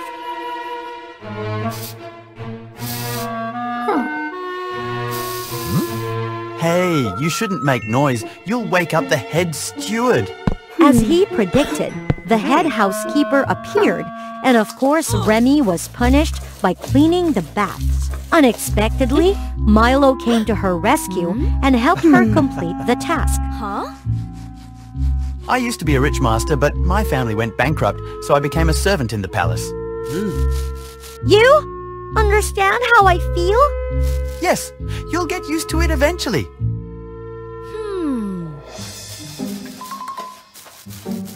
In the following days, Remy had to live as a true servant. She had to learn cooking, laundry, dishwashing, tasks she had never done before. When she was scolded, the other servants not only didn't mock her, but also consoled and took care of her. Remy gradually understood the feelings of laborers, working hard for a meager livelihood. She realized how she used to look down on them. Moreover, she missed her father and regretted her indifference towards him. Remy's friendship with Milo grew deeper. Perhaps he was the only one who understood her in this strange place. I never imagined such a terrible thing happened to you. All right, I will help you kiss the prince. Milo reported the prince's hunting schedule to Remy, giving her a chance to meet him in the woods.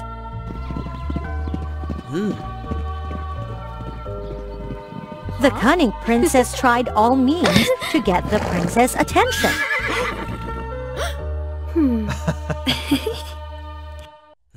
Whenever she saw an opportunity during his afternoon tea, she positioned herself to serve him closely.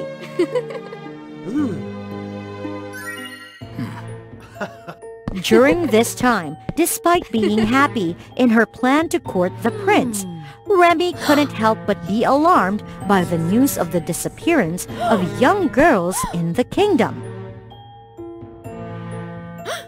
She feared she might be the next victim. One day, Remy asked Milo to teach her how to ride horses because she knew the prince had a fondness for it.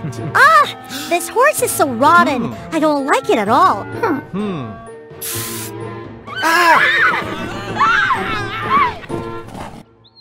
They rode the horse into a beautiful and romantic green valley. Remy told Milo about her deceased mother and how she couldn't overcome the pain. If you're hurt once, the king must have been hurt 10 times. So, you should understand him and accept that he wants to find new happiness. Truly, Milo was a kind and understanding person. Remy's heart began to flutter for him. But little did Remy know, Milo was also developing feelings for her.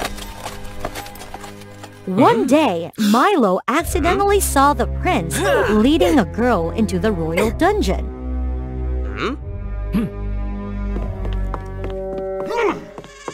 Here, he learned about Dominic's sinister plot.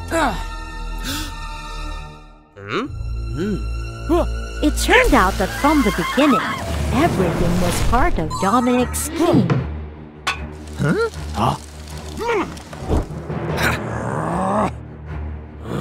It turned out that Dominic knew about a necklace that held the souls of dark-balled crows with the power to rule the world. Only the one who possesses it can unleash its power through true love. There were rumors that the necklace once belonged to a princess from another kingdom. Dominic's goal was to gain immense power and control the world. He needed the souls of young girls and the heart full of love of the princess who possessed the legendary necklace. The girl he had just taken was the last piece of the puzzle he needed. Moreover, when he saw the necklace on Remy's neck, Dominic realized she was the princess he had been seeking. When she learned how to love, the necklace's power would be activated. Then he would seize it and become the ruler of the world. The time had come. In fact, all this time I have loved you. Please allow me to kiss you. No! Don't kiss him! Milo, what's happening to you?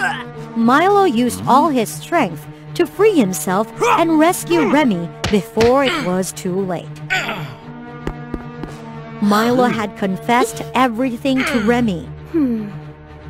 Shut up! He's just a jealous liar, a person of a lower class, unworthy of a princess like you. Remy was extremely surprised, unable to understand how Dominic knew she was a princess. He was truly dangerous and wicked. Seeing Milo injured and weak but still wanting to protect her, Remy realized that even a princess like her could fall in love with someone like Milo. The necklace she possessed was a gift from her mother, and the only way to unlock its power was through love. Love was the solution to defeat all dark forces. You're the one unworthy of me!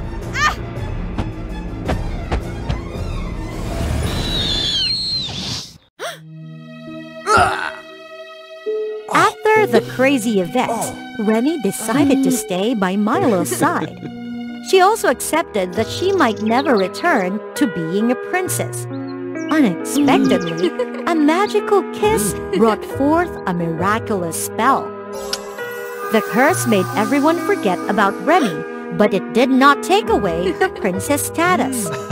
The curse would only be broken when she married someone she truly loved, regardless of their social status. So when Remy agreed to marry Milo, the curse was lifted. Remy realized she needed to value the people around her and become a responsible princess. In the realm of myths, the moon was always believed to wield an immensely profound influence over the vast ocean. Each night, the moon deities would cast their shimmering light upon the surface of the sea. At the same time, the sea nymphs, the ethereal spirits of the deep, would harness the warmth of that light to harness its power and create powerful tidal waves. Serena, herself a sea nymph, was entrusted with the responsibility of overseeing the ocean's domain and its underwater inhabitants. Why can't I command the tidal waves like you? Sometimes the young girl felt powerless in protecting the ocean's creatures from the intrusions of humans. You shall gain the power to control tidal waves once you discover the cherished moonlight of your life. Just as the bond between the moon deity and me. However, Serena's mother passed away prematurely, leaving her daughter in solitude. Serena, the young nymph, assumed her mother's role, perpetually awaiting the arrival of her cherished moonlight.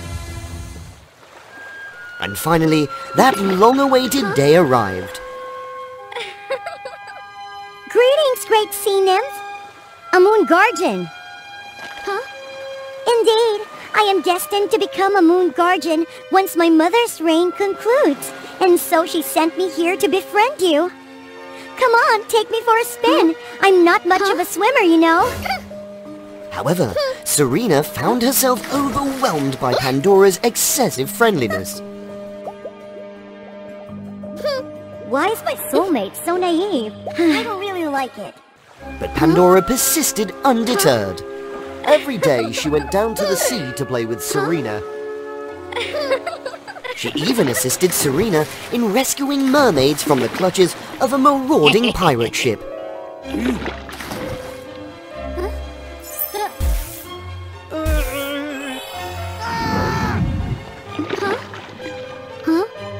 Gradually, Serena's heart thawed as she sensed warmth, kindness and purity radiating from Pandora. Embracing this newfound friendship, Serena's strength grew. Together, they embarked on a radiant childhood.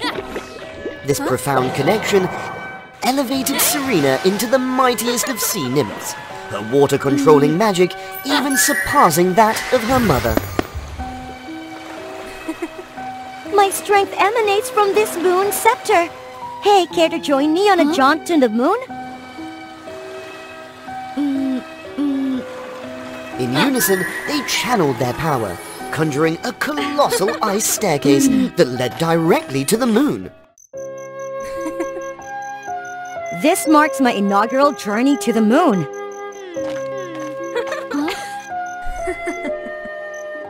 This is my dear sister Luna.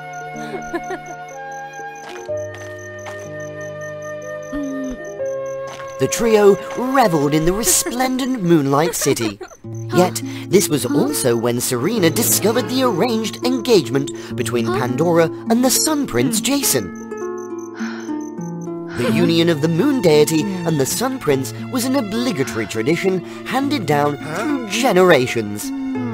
Though unfair, Pandora couldn't ascend to the throne without marrying the Sun Prince. That was the rule. My days are about to get busier. She was obligated to collaborate closely with Jason to maintain the harmony of day and night on Earth. And perhaps we'll only meet during full moon. Huh? Is that so? Understanding that nothing lasts forever and all children must grow up, but Serena was still reluctant to bid farewell to the beautiful moments she shared with Pandora. Accept this token. As long as you keep me in your thoughts, the necklace will forever glow. Serena reciprocated by gifting Pandora a necklace, accompanied by a similar promise. Huh? Pandora, I've been searching for you everywhere. Oh, who's this? Serena, my dearest friend. Given the impending wedding preparations, Jason invited Serena back.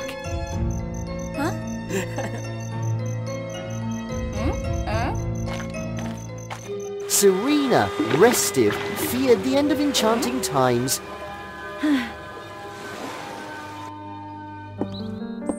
Her fears were realized.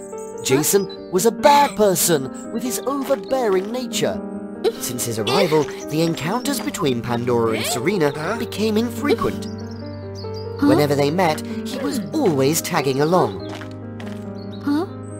Worse still, he intentionally dropped playful flirtatious words to Serena whenever he was near.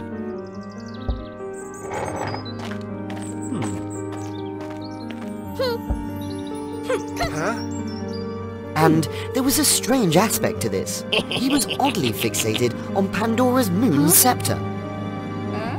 Serena had warned about Jason's dubious actions on several occasions, but Pandora consistently dismissed her. No matter how Jason is, I'll still marry him. How could you understand the expectations my family had placed on this wedding? Blind love had clouded your judgment. During the wedding, Serena secretly arranged to have a conversation with Jason. If you hurt my friend, I won't spare you. Is that so? Unexpectedly, Jason seized Serena and kissed her. Are you out of your mind? However, it was too late. Pandora had witnessed everything. Traitor! Leave! I never want to see you again!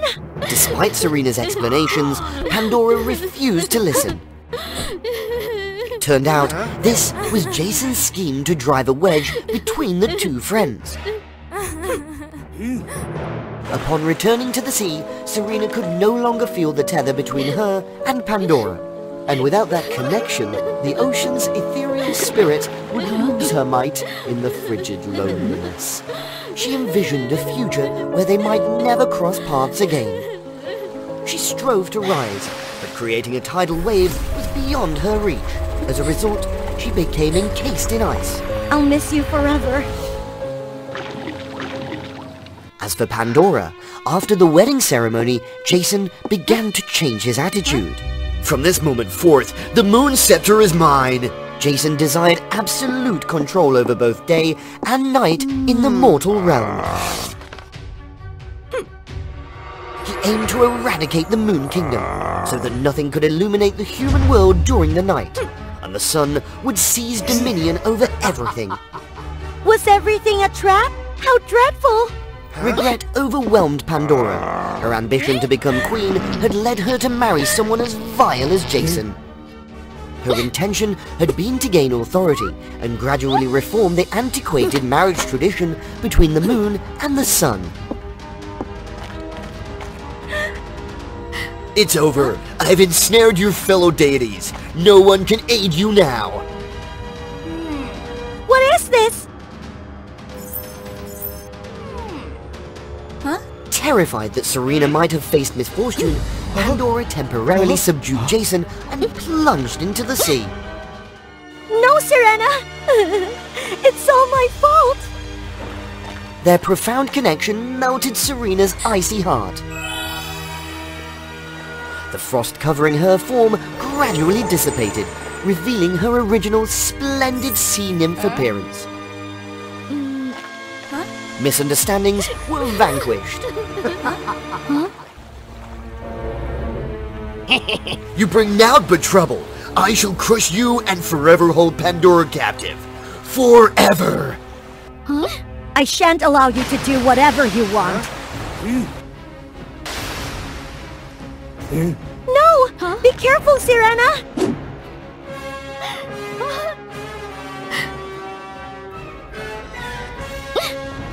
Pandora summoned an extraordinary surge of power, releasing it to vanquish Jason permanently. However, he took her away with him, leaving Serena in profound sorrow. Following the events, the Sun Kingdom appointed Jason's elder sister to rule. In an effort to redeem herself, she abolished the traditional custom of seeking marriage between the moon and the sun. Luna, Pandora's younger sister, stepped up temporarily to take her place. Every night, Luna would cast down moonlight to grant Serena absorbed strength. Yet, that radiance couldn't match Pandora's warmth. Serena's necklace continued to emit light ceaselessly, as she attempted time and again to search for her friend. However, her friend had now become completely distant, leaving behind no trace. Still, Serena persisted. With the necklace's glow enduring, she would forever await Pandora. Time flowed on, passing more than a century. Then, one day, the necklace suddenly went out, leaving Serena utterly disappointed. Just as she was about to give up, a miracle happened. Pandora was there. She had truly returned.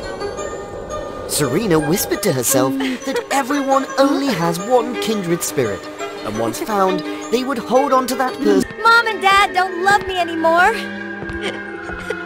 Come in and play. It's even more fun in here. But first, you have to hit the subscribe button for WOA Fairy Tale.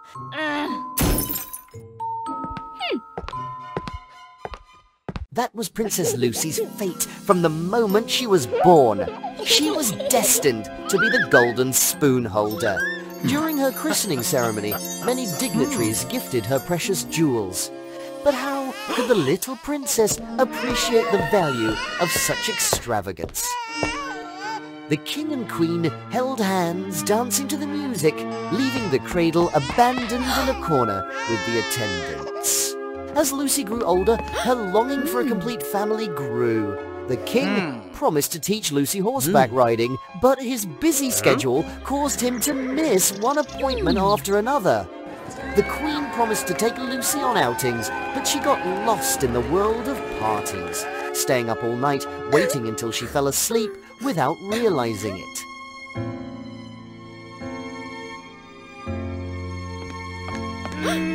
Can't you spare some time for me, Mom and Dad? Your mother will take you out, okay? Why does it have to be me? You do it. They shifted responsibility and blamed each other, making Lucy even more miserable. Lucy's 18th birthday was approaching. Tomorrow is my birthday. I want to blow out the candles with you two.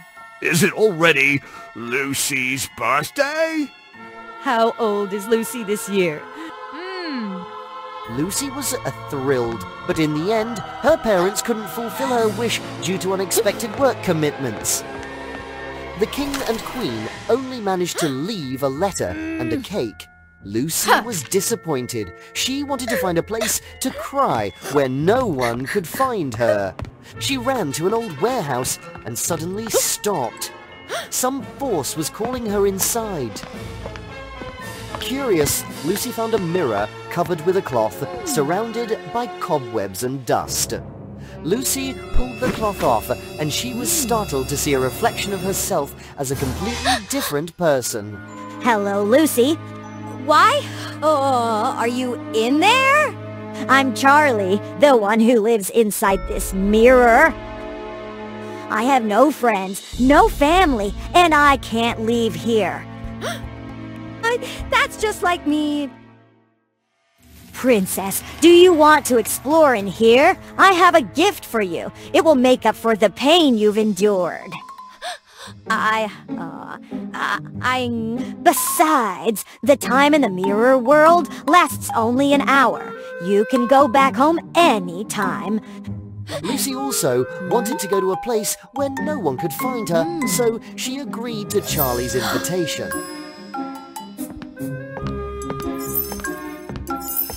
Lucy stepped into the mirror world and was overwhelmed by its beauty.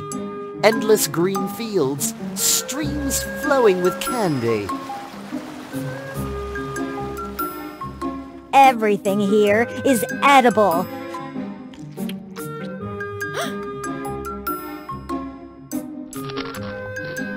It's so magical. Charlie led Lucy to a castle that looked just like the one she lived in. This is the gift I'm giving you. Time is starting to pass. As Lucy entered the castle, everything felt familiar. The king and queen were there as well. However, the difference was that the king and queen were made of bones. My daughter. Welcome back, my child. The king and queen organized a birthday celebration for Lucy, and they all blew out the candles together. Lucy had never experienced such a warm and happy birthday. Suddenly, the clock struck, and time was up. Let's go, Lucy.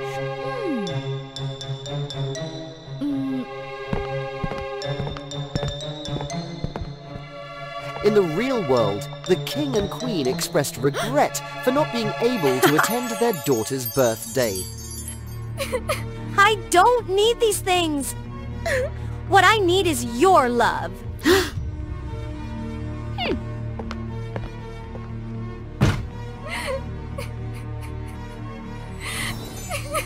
I wish I could go back to the mirror world.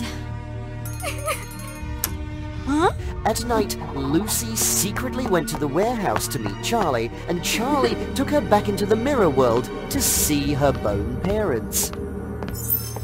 Back in the mirror world, Lucy was welcomed and treated with things she had never experienced before. The king personally planted a beautiful flower garden for Lucy, and the queen cooked delicious meals for her. They took Lucy on outings and had fun together.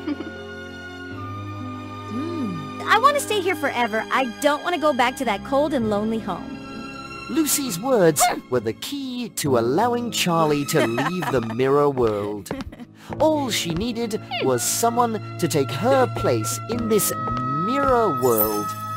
In the real world, the king and queen panicked when they couldn't find Lucy in her room. The princess is missing. The king noticed a wish bottle filled with Lucy's wishes on her shelf. Inside, Lucy had written many wishes, hoping for a happy family, her parents' attention, all simple things she didn't have. We've been terrible parents, causing Lucy so much pain.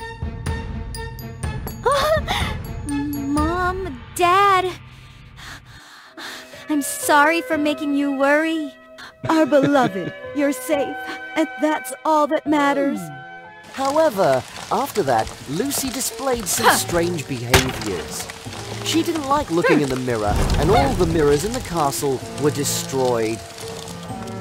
The maids who cleaned the house with shiny mirrors could reflect images, but Lucy always avoided them, afraid to approach.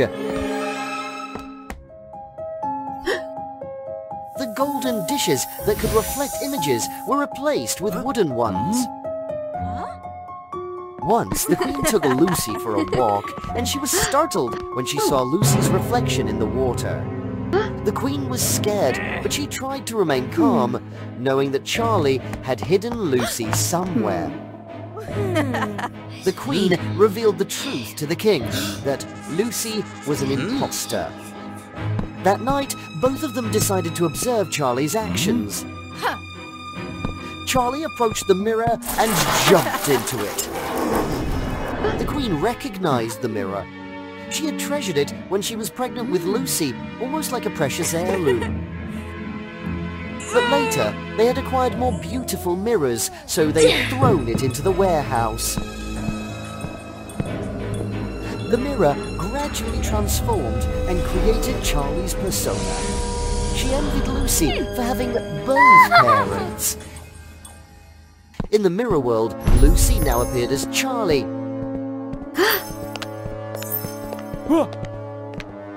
At this point, Lucy still had no idea that she was trapped there. Suddenly, the king and queen rushed to push Charlie out of the mirror. Run, my child! No, I won't go back. I'm loved more here than with Mom and Dad. Are you sure about that?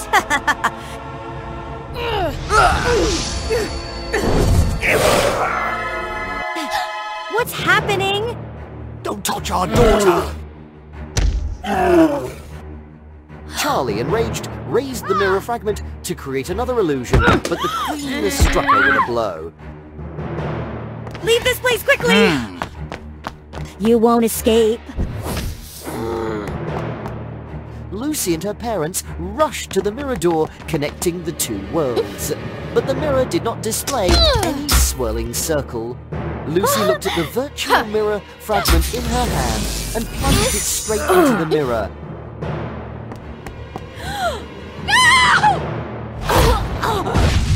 In the real world, the mirror began to crack and to shatter. They had escaped from the eerie mirror world. I'm sorry, my child. We were too thoughtless and selfish. Lucy also realized that nothing good was necessarily perfect. All parents have flaws. It's about whether they recognize and fix them or not. The king and queen, despite their imperfections, loved her unconditionally. Those born with a red thread on their hands are often soulmates, understanding each other without the need for words. If one person lives, the other is sure to be reborn. Their lives are interconnected and supportive of each other. Anyone with intentions to sever this red thread will find it ineffective. Will the witch give up, or will she remain determined to obtain the red thread? Let's subscribe to WOA Fairy Tale to find out more details. From a young age, twin sisters Sophia and Eliza had the red thread on their hands. However, they became orphans and were placed in an orphanage. Lacking the love of parents, the two sisters cherished and protected each other. Let's play the guessing game together. Sure. Sophia and Eliza had a special telepathic connection. Guess what my favorite food is? Chicken drumsticks. Guess what my dream is? Dancer. These dreams were not just Eliza's, they were Sophia's as well. Sophia and Eliza also had the ability to generate lightning when they looked into each other's eyes. You must not use that power here ever again. It's likely to hurt people. Eliza was timid and vulnerable, often bullied by her peers at the orphanage. Sophia immediately sensed this and was there to protect her. Sophia, strong and caring, acted as both a sister and a parent, compensating for their losses. Life was peaceful for them until two families came to adopt the sisters. Sophia was chosen by a wealthy family, while Eliza went to a poor and belated family. Eliza, take care of yourself. I will find you. With limited time left, the sisters bid a tearful farewell to each other. Despite having a new family, Sophia remained determined to find her sister.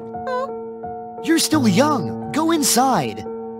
I have to find Eliza. Days turned into months, and Sophia, now grown up, longed to reunite with her sister more than ever.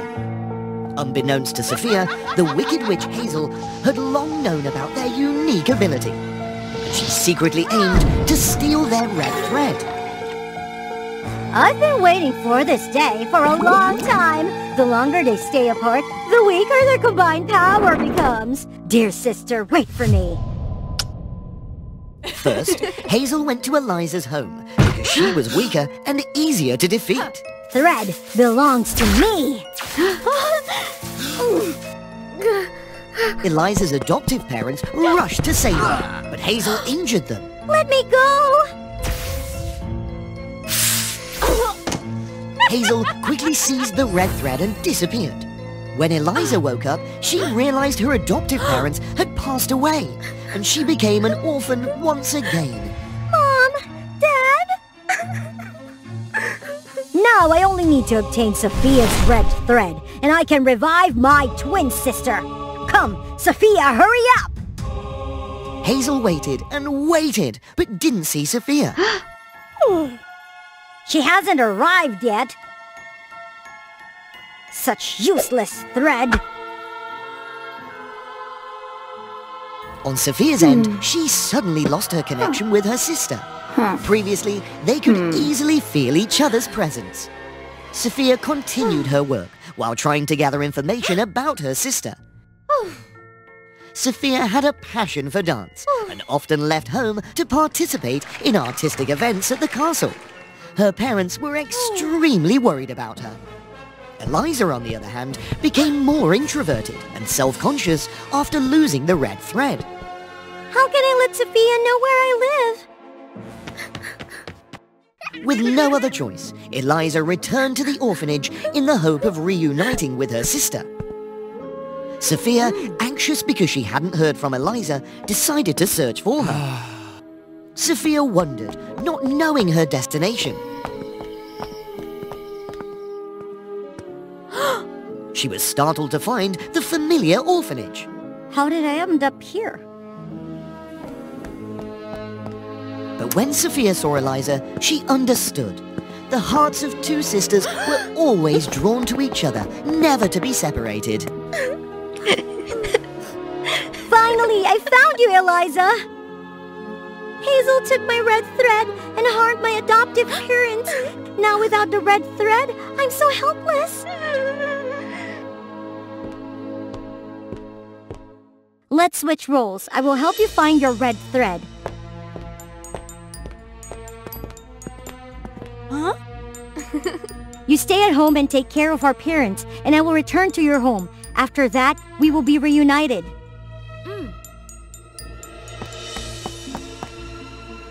Eliza returned to her sister's home in a patchwork dress. Sophia, where have you been all these days? We were so worried. Eliza was moved by the attention she received from the adoptive parents. She received many beautiful dresses and enjoyed delicious food. Eliza also takes over for Sophia in caring for her parents, making them extremely proud. Sophia, on the other hand, thought about how to find the location of Hazel's lair. The red thread is a deception! Sophia realized that Hazel couldn't recognize her, as she was pretending to be her twin sister. Please spare me, and I will lure my sister here and hand over the red thread to you if you agree to return it to me. I can't trust your word so easily. You must prove it to me. How can I prove it? Take good care of my twin sister over there. Sophia was taken aback when she realized that Hazel's twin sister was just a lifeless body. If it were Eliza, she would have been scared and fled. Sophia, on the other hand, played around with the corpse, much to Hazel's surprise. As Sophia pretended to care for the lifeless body, she discreetly searched for the location of the red thread. Well done, Eliza. Now you'll go through an initiation test to prove your loyalty to me. Sophia understood that agreeing to this test would allow Hazel to control her. I'd like a day off before becoming your servant. Very well. See you tomorrow. Sophia immediately explored every nook and cranny to find the red thread as quickly as possible. Sophia was shocked when she discovered the red thread lying beneath a coffin. The red thread glowed as if it had just found its counterpart. So my suspicions were correct. You are Sophia, not Eliza. In the meantime, Eliza was invited by the owner of a dance club, where Sophia often performed, to participate in an important event. Although Eliza loved to dance, she also had to take care of her parents, and she wasn't Sophia, so she couldn't dance like her. Go ahead. Eliza stood on stage for the first time. The audience cheered loudly. This was also my childhood dream. I will make my sister proud. Eliza began to dance beautifully, no less than Sophia. The audience applauded enthusiastically. At the end of the performance, many people gave her flowers, and Eliza felt happy and more confident in her abilities. Eliza was sure that Sophia was in danger. She left everything behind and ran off. Eliza ran back home, but couldn't find Sophia. She found clues that her sister had left, and she followed them to Hazel's hideout. As night fell, Eliza gently sneaked into the witch's house.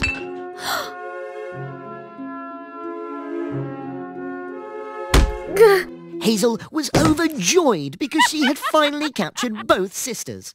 Hazel transformed both sisters back to their original forms.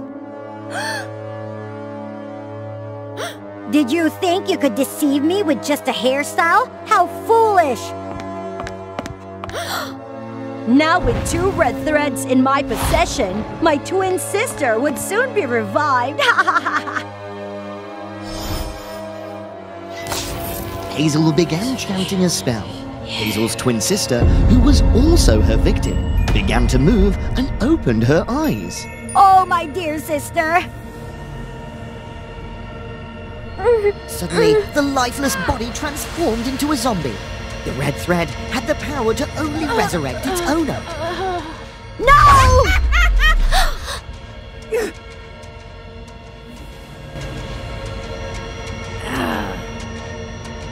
zombies continued to attack Sophia and Eliza.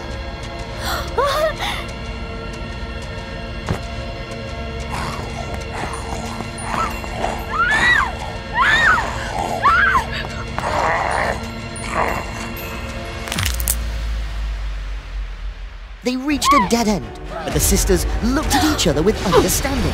Using their telepathic ability, they easily defeated the zombies. Thank you for always sacrificing for me and helping me gain confidence. Thank you for taking care of our parents in my absence. Now let's go home. Sophia introduced Eliza to her parents, and they lived together happily as a true family. Once upon a time, in the early days, there appeared planets of sweetness in the galaxy. The planet Ice Cream was covered in a pure, cool, and refreshing white color. Houses and trees were formed from gigantic ice cream cones. Every princess of the Ice Cream planet had the magical power to shoot ice, freezing everything around. Among them, Beva had superior powers. She could create thick layers of ice, ward off the heat of the sun, and protect the planet. Next to the planet Ice Cream stood the planet Candy. The planet Candy dazzled people with its vibrant and colorful candies. A gentle river of chocolate flowed around everything. And the houses and landscapes were made of various sweet treats. As you passed through, you could hear the joyful sound of popping candies. Shadi, the leader of the planet, had the ability to transform everything into delightful sweet treats. The neighbor of the candy planet was the planet Cake. The planet Cake exuded a simple and pure beauty, where the houses were made of cookies, biscuits, and sponge cakes. The air carried a sweet aroma of freshly baked cakes, and in the distance you could hear the delightful sound of cake bells.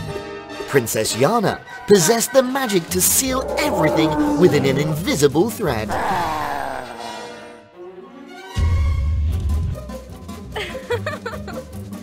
Lastly, there was the planet Pudding, radiating smoothness and gentleness. From the sky to the ground, everything was soft and tender. Ari, the Pudding Princess, had the ability to soften even the hardest things, making them tender and delicate. However, these planets did not get along well with each other, which made it easier for evil forces to invade. The planet Candy was the first target of the ant tribe, who had poisonous legs that caused damage to all the sweets. Princess Shadi tried to use her powers to protect the planet, but failed to defeat them. Shadi decided to seek help from the other planets, but received cold rejections.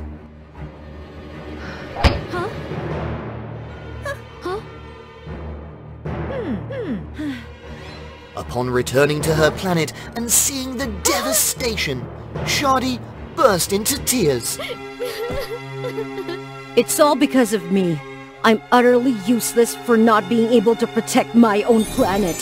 Princess, don't blame yourself. We'll always be by your side. In the past, my older sister Carrie was the most powerful. But since she became the queen, she only sent letters saying she wouldn't fulfill her mission in another land. I've tried every means to contact her, but I couldn't find her. Just then, the news of the intergalactic beauty pageant spread. Another beauty pageant? Isn't my sister the reigning queen? That's strange. I must participate to meet the queen and find answers about my sister. The day of the beauty pageant arrived, and all the princesses gathered in the hall of the Galaxy Kingdom. Everyone was dressed splendidly, while Shadi wore an old dress. People mocked and jeered at her. The official competition began, and the host introduced the various rounds. Welcome, ladies and gentlemen, to the Galaxy Peace Queen Pageant. The competition consists of 3 rounds: evening gown showcase, talent round and question and answer round. Those who advance to the third round will have a direct audience with the Queen of the Galaxy, Apora. That's right. I have to meet the Queen to inquire about my sister's whereabouts. I must make it to the third round. Shardy quietly observed while waiting for the contestants to get ready for the first round. How can I win this round? They are all so beautiful. Give up! No matter how hard you try, it's useless. The host started calling the names of each contestant. The evening gown showcase round is about to begin. The first contestant is from the ice cream planet, Beva. The second contestant is from the cake planet. The third contestant is from the pudding planet. And Shardy is the final catwalk contestant. Finally, the princess from the candy planet has arrived. Shardy!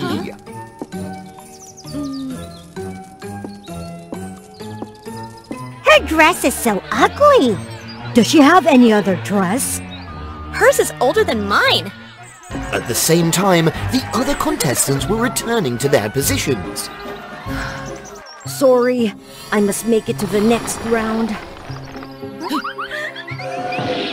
She quietly transformed candies to disrupt the performances of the other contestants without anyone noticing. The princesses sitting on the stage were shocked and cried out in pain. And of course, Shardy received the highest score in the first round. The second round is the talent round. Contestants, please prepare your most outstanding performances. First up, let's welcome contestant Beva. Beva stepped forward. Suddenly, the lights went out. On the stage, there was only one spotlight shining on Beva, making her stand out. Her feet glided gracefully, as if she were wearing ice skates. Beva could even create ice from her hands. I'm sorry, Beva. As Beva approached the wings, unexpectedly, a candy stick pricked her foot. Feeling embarrassed, Beva gave up on her performance. And the next contestant, Yana! Yana began her performance. Strands of pasta gracefully flew through the air from her sleeves and twirled around Yana like a whirlwind. Jana, forgive me. Suddenly, a long candy bar flew towards Yana. Yana got confused, and the strands of pasta entangled her like a mummy. Yana decided to give up on her performance.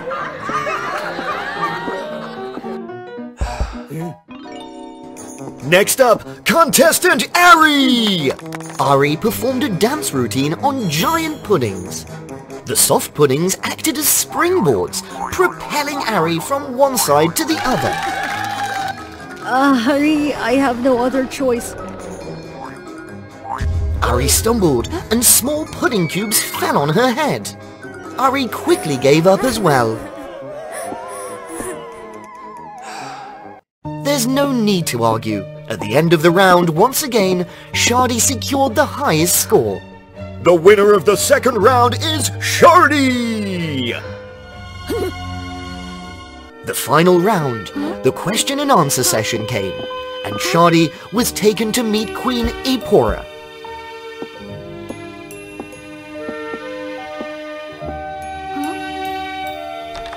It was a special room where Shardy couldn't see the Queen's appearance. Hello, Queen Apora. I've been wanting to meet you for a long time. Run away! It's the Queen's trap! Startled, Shardy rushed to pull the curtain forcefully. Sister! Run! She's coming! The Queen has been kidnapping the most beautiful and talented girls to absorb their life force and remain forever young! It's too late now! Apora rushed forwards and cast a spell on Shardy, rendering her unable to move, her whole body frozen. Ah! You monster! You'll never be beautiful by carrying an evil heart! I will defeat you! Ha ha ha ha! How will you do that? Like this? After their failed performances, the princesses began to suspect something was wrong. They secretly followed Shardy to the Queen's room to find the truth. They listened to Shardy's story and Kari's revelation about the evil Queen Ipora. Shardy, you played dirty because you realized the contest had issues, just like the mysterious disappearance of our sister. We will help you protect Kari and fight against her. Your imitations! Don't talk too much!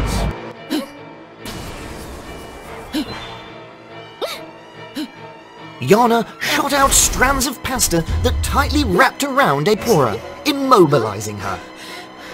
Immediately, Beva quickly shot ice blocks to encase Ipora.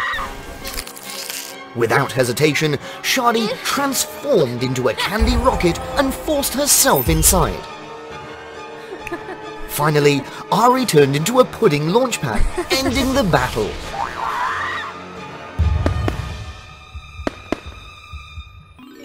Shardy and the princesses brought Kari back to the Candy Planet.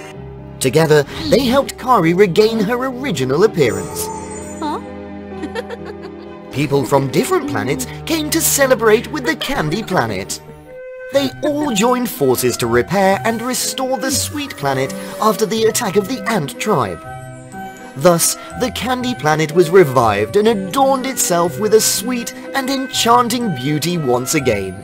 From then on, the 4 planets, ice cream, candy, cake and pudding, lived peacefully, creating a sparkling and beautiful galaxy.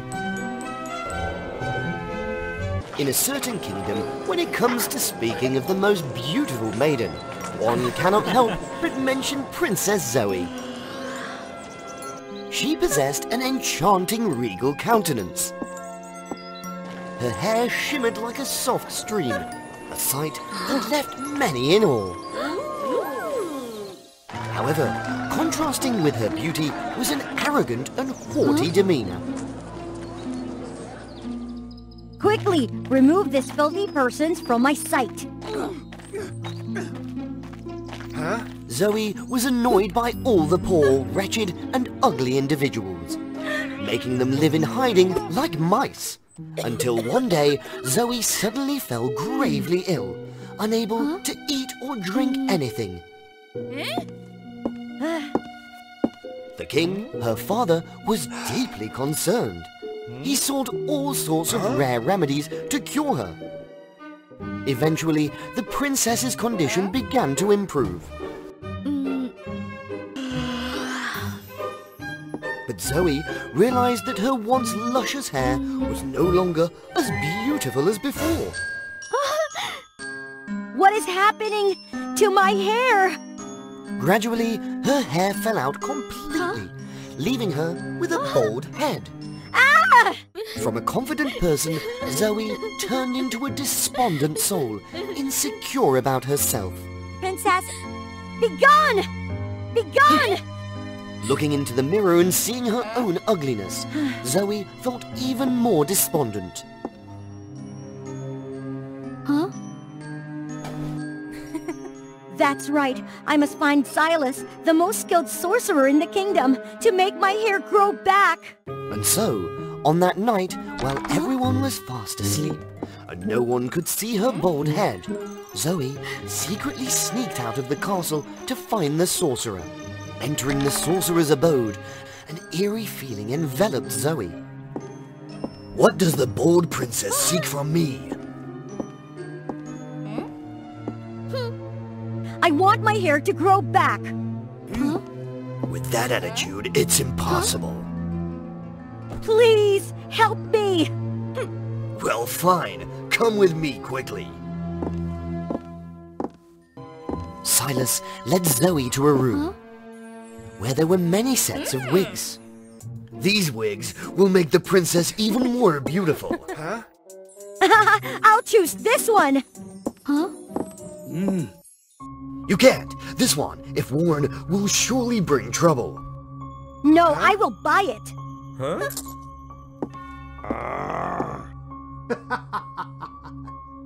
How foolish. Today I've gained a little profit. Ha ha ha ha. Early in the morning, Zoe happily put on her newly acquired wig. Magically, she looked like a different person, even more resplendent than before. So beautiful. A miraculous hair. Keep your hands off my hair! Get out quickly! The naughty princess is back. Zoe confidently stepped outside, her new hair sparkling in the sunlight like a real rainbow bridge. Suddenly, a frail, sickly girl wearing a tattered hat accidentally bumped into Zoe. Her hat fell off.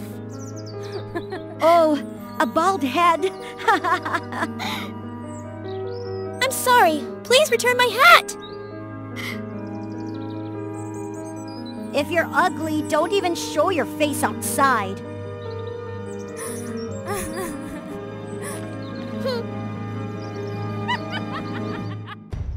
Zoe's delight grew as she played her little prank.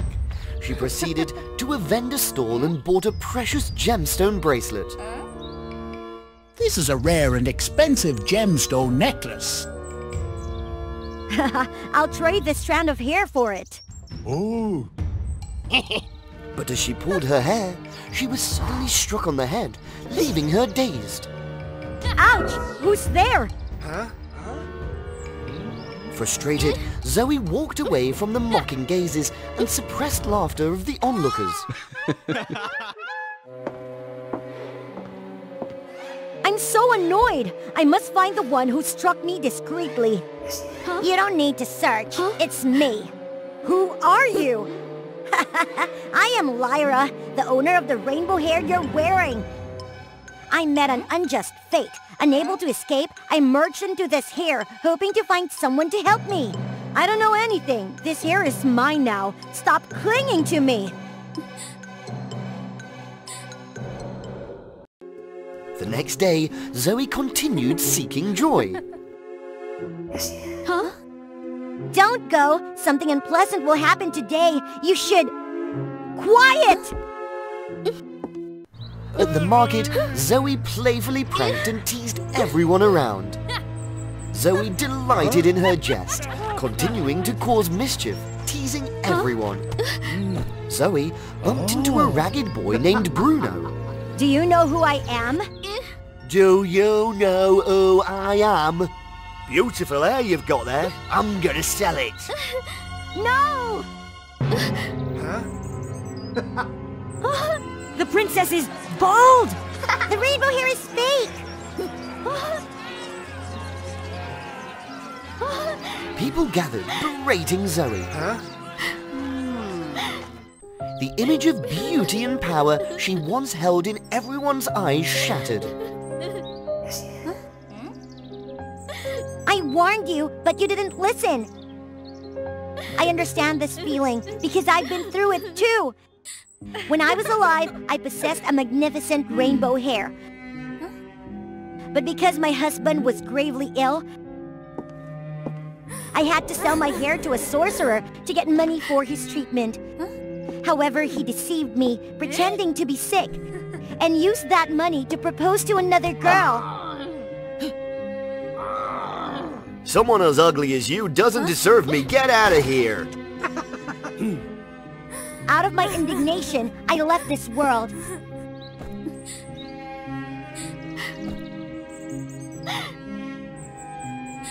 My soul couldn't escape, so I had to enter this hair, hoping to find someone to help me get revenge. After hearing that, Zoe felt compassion for the tormented soul. I can't help you. I can't even help myself. I will help you restore the trust and love of the people.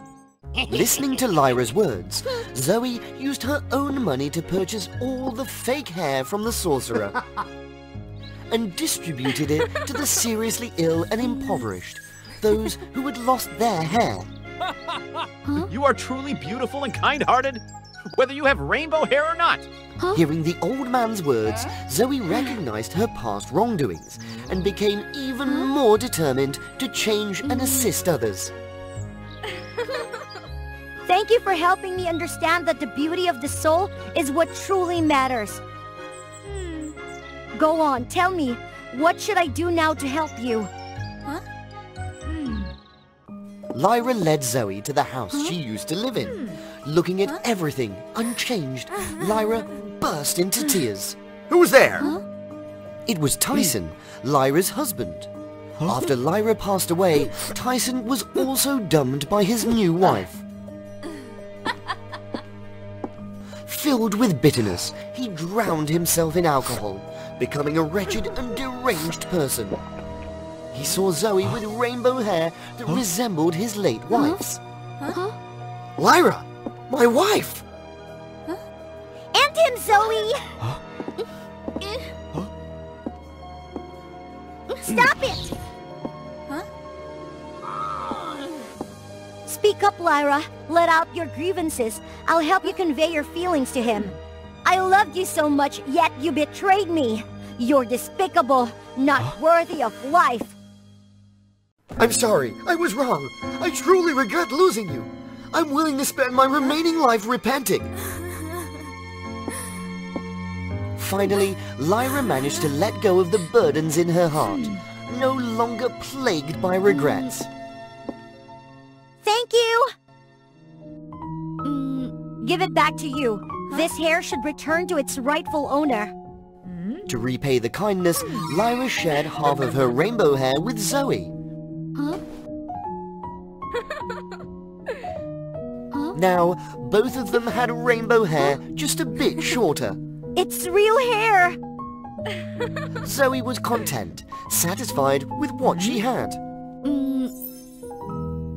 Whether bald or with short hair, Zoe was always... Once upon a time, deep down the bottom of the vast ocean, there lived a stunningly beautiful princess named Ariel. Ariel was a mermaid princess with a unique fin that nobody could match. Despite her outstanding appearance, she was a princess abandoned and scorned in her own kingdom. While other mermaids could gracefully swim and showcase their flexible talents with their tails, Ariel found it extremely challenging. Despite having a beautiful tail, every attempt to showcase her skills became a source of mockery, which really disappointed the Sea King. How embarrassing! Is she really worthy of being a princess? Bridget, Ariel's sister, was a wicked and evil mermaid who was always jealous of Ariel's beauty. Witnessing Ariel's humiliation, Bridget took every opportunity to mock and belittle her. Oh, Ariel, is that what you call dancing? Ariel's pain was indescribable, and it seemed like she was hiding a secret. One day, while wandering, Ariel discovered a butterfly prince unconscious at the bottom of the vast ocean. Ariel created a sparkling bubble to help Aiden breathe underwater. With a compassionate heart, she quickly brought the prince back to take care of him. Thanks to Ariel's caring, the prince gradually recovered. Thank you for saving me.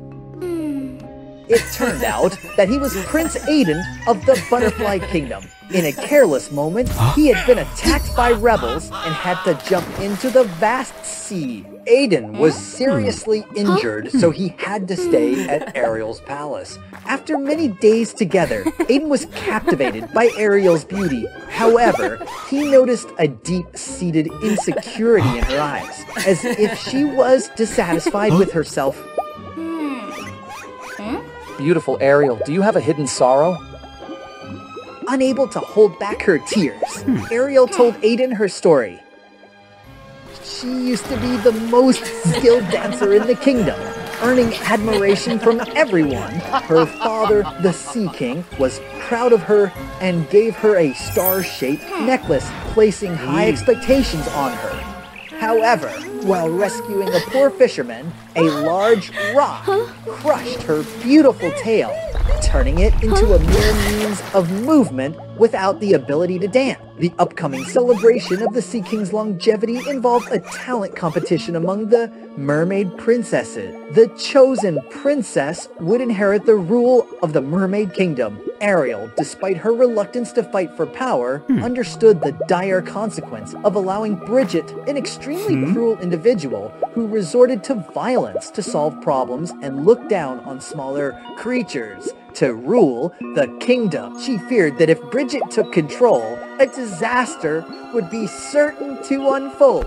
Therefore, Ariel was always filled with sadness and anxiety, dreading the possibility that she might not be able to triumph over Bridget's cruelty and save the kingdom from impending doom. Feeling Ariel's pure kindness, Aiden offered to help. However, he faced difficulty moving underwater. Despite being unable to dance, Ariel excelled in swimming. She taught Aiden how to swim and breathe underwater easily.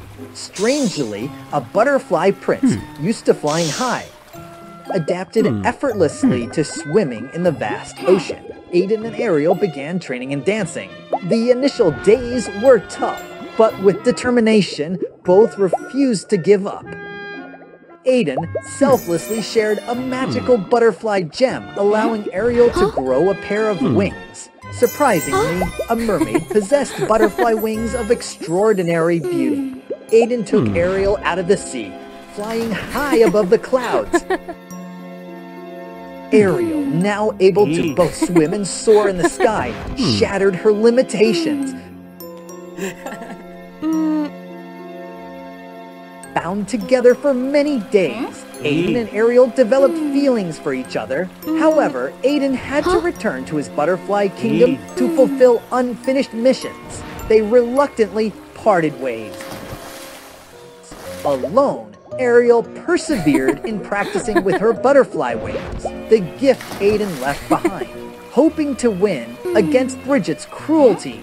Bridget immediately realized the threat while seeing Ariel excellent like that. Not letting Ariel overcome her, Bridget planned to harm Ariel.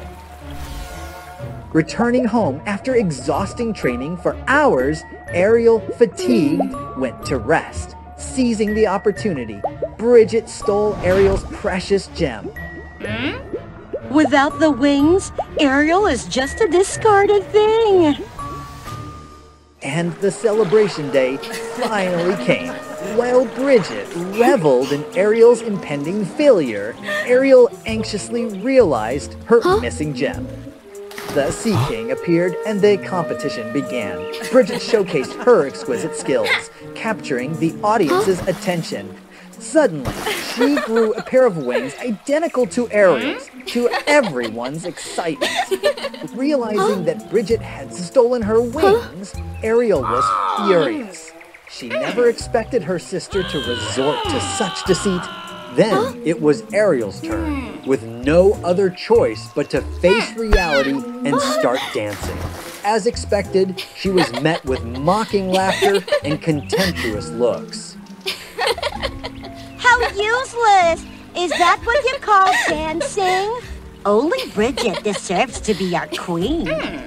The Sea King sighed, deeply disappointed with the daughter he trusted the most. Ariel, overwhelmed with shame, burst into tears. Suddenly, a magical light shone on her, shocking everyone. It was Aiden appearing amidst the astonished crowd. Ignoring the surroundings, he quickly comforted Ariel with sweet and warm words. Beautiful Ariel, I believe in you. Don't worry, I will always be here for you. Aiden's comforting words breathed life and hope into Ariel. No longer fearful, she confidently displayed her extraordinary dancing skills, leaving everyone in awe and amazement. She even knew how to use the sunlight to make her mermaid tail sparkle like a diamond, captivating everyone's attention. Her father King beamed with pride and joy watching his daughter's stunning performance. He made the decision to pass on the trident to Ariel, allowing her to rule the sea in his kingdom. Bridget, unable to bear her own failure, had long plotted to seize the sea's throne, but was lost to Ariel. Bridget revealed her true malicious nature, using dark magic to attack Ariel and claim the ultimate authority. Bridget used her powers to wreak havoc and destroy everything. People, terrified, fled from Bridget's madness. Bridget had truly transformed into a wicked sorceress. In her quest for supreme power, she spared no deceitful means. Mocking Ariel, Bridget unveiled a horrifying truth. Oh, Ariel, my Ariel, you truly are a fool. As it turned out, Bridget had transformed into the wounded villager from the past, manipulating Ariel's kindness to ensnare her. Couldn't believe her own ears. While hearing Bridget's words, Ariel was really shocked and furious. I never expected that the one causing me such pain would be you, someone I considered a dear sister. I thought you were just arrogant, but I never imagined you were truly so evil, resorting to any means to achieve wicked ends. You've learned it too late, little girl. It's time to surrender. She aimed at Ariel, unleashing golden spells towards her. Fortunately, Aiden, Ariel's lover, timely intervened and shielded her. Aiden used his butterfly wings to block Bridget's spells. Surprisingly, the spells rebounded towards Bridget, causing her to lose her wings. Ariel, distressed at seeing her beloved injured, self-blamed for putting Aiden in harm's way. I'm sorry, my Aiden. I shouldn't have let you stay here. This place is too dangerous for you. I'm fine, Ariel. I don't blame you. I just want to protect you from the bad people. For you, I'm willing to do everything within my power. I love you, Ariel. Well, how touching! I'll send both of you to hell together! Finished speaking, Bridget unleashed powerful lightning bolts to claim Ariel and Aiden's lives. But just as the bolts were about to hit them, a miracle occurred. A radiant white light enveloped Ariel and Aiden, shielding them from Bridget's attack. It was the light from Ariel's necklace, a gift from her father containing his love and protection. The light left Bridget bewildered and disoriented. Why can't my power penetrate that light? Unaware that her trident had fallen near Ariel, Bridget overlooked the opportunity. Ariel seized the chance, quickly picked up the trident, and used it to counterattack Bridget. Ariel performed a spell that transformed Bridget into a hideous creature, resembling a large snail. She even locked Bridget's shell, preventing her from escaping. This is the price you must pay for the heinous deeds you've committed. You will live in the shell forever, with no one knowing you, and no one caring about you. You will have to repent for what you've done. I hope you can awaken and feel remorse. Huh? After defeating Bridget, Ariel ascended to the throne as the Queen of the Mermaids, ruling the seas with love and respect from the people. Every day, Ariel did not forget Aiden. Aiden, the butterfly prince unable to exist under the sea, returned to his own kingdom to fulfill his mission. But his heart always remained with Ariel. He could never forget her. The two would meet at the edge of the ocean. They would embrace tightly, and a magical thing happened. She could fly high in the deep blue sky. Despite lacking butterfly wings, she could soar freely like a bird. Ariel was surprised and overjoyed. Perhaps it was her perseverance and unwavering compassion that touched the divine, leading to the bestowment of this miraculous power. From then on, Ariel and Aiden lived happily ever after. World filled with animosity, the four tribes of light, darkness, fire and water have been waging war against each other for centuries. No one knew exactly when, but demons in the form of lightning bolts began to appear in the lands of the 4 unicorn tribes, with the 4 legendary weapons Flamebrand, Aqua Trident, Shadow Blade, and Luminous Bow.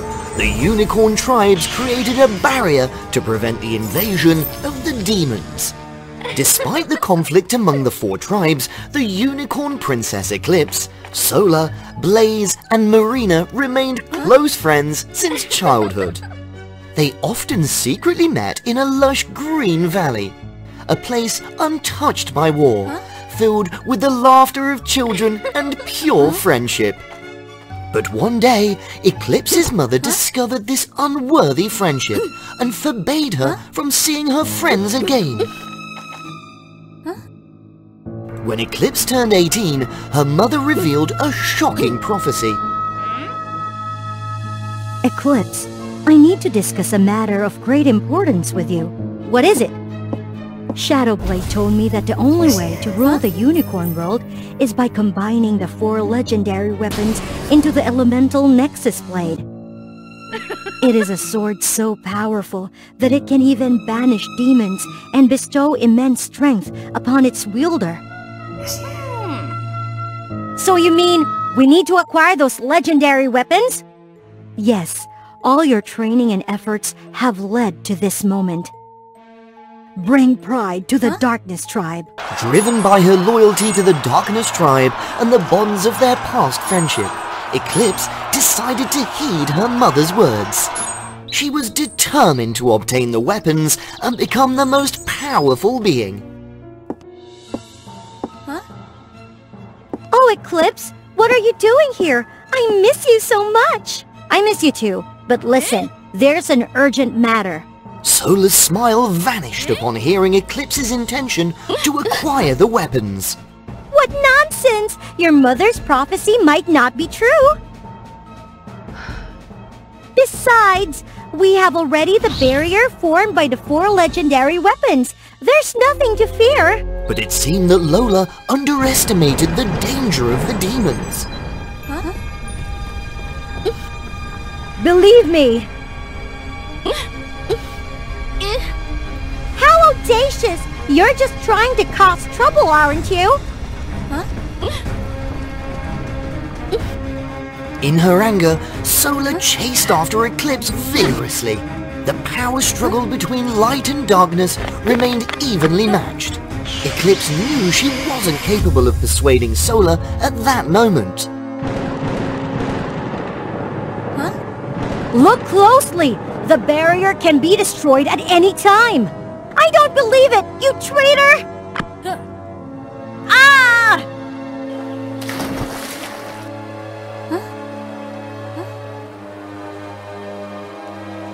Eclipse found herself washed up in the land of the water unicorns. Luckily, Marina, the water unicorn princess, came to her rescue. Marina brought Eclipse back for treatment. She had been unconscious for 2 weeks, experiencing terrifying nightmares.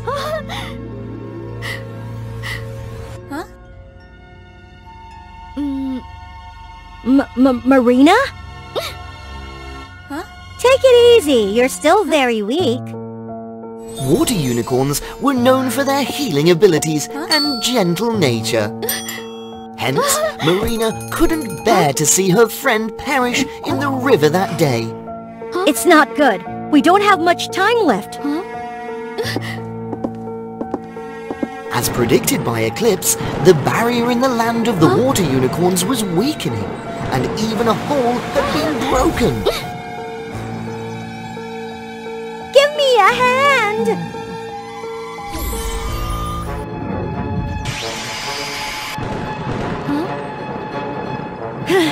As you can see, the demons are growing stronger, and the barrier is getting weaker. Then what should we do now? I'm on my way to acquire the weapons to combine them into the elemental Nexus Blade. With it, we can cleanse the world from the forces of darkness. Would you like to join me on this quest? Trusting Eclipse's words, Marina agreed to join her. In this way, Eclipse successfully acquired the first weapon, the Aqua Trident. Together, they embarked on an adventure to the land of the fire unicorns.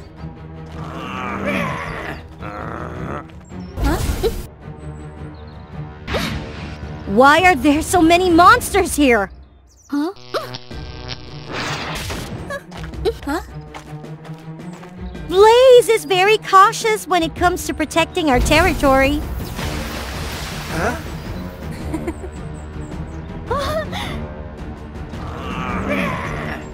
In a moment of danger, Marina and Eclipse combined their water and shadow energies, creating a powerful magic star.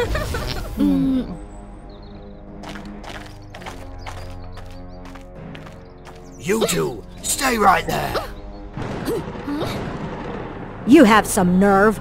How dare you come here to steal my weapon? Are you so smart but still fail to see the problem? Look beyond your own barrier. Enough talk. Solif already told me everything. Watch this! Yeah! No! Blaze, calm down! That won't achieve anything. The demons grow stronger, and they will invade the land of fire at any moment.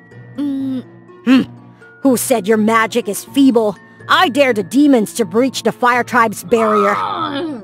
Unfortunately, the demons had indeed destroyed the barrier of the fire tribe, bringing great peril to their land.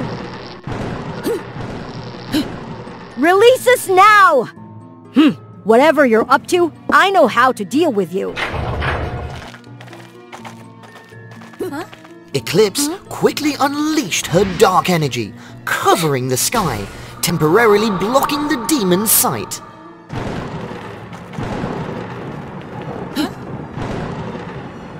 Now you see that? Will you join us in persuading Sola? I guess there's no other choice. As expected by Eclipse, the flame-brand weapon was acquired.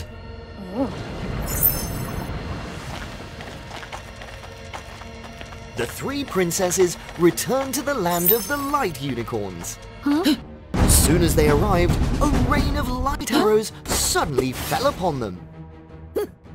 Eclipse, what trouble are you causing now? Sola, Eclipse is doing the right thing. My water barrier was almost shattered. That's right. The barrier of the fire tribe has also been destroyed. Trust me, together we will protect the unicorn world. Fine. It's true that the demons are strong, but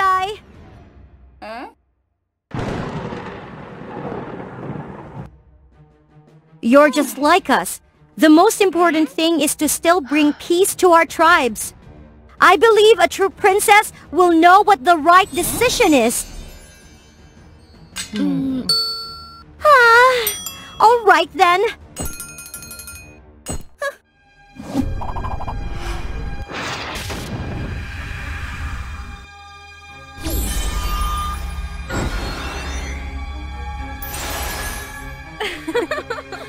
Look, it is the elemental nexus blade.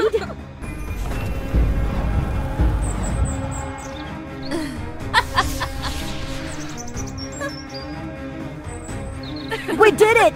The demons have been expelled!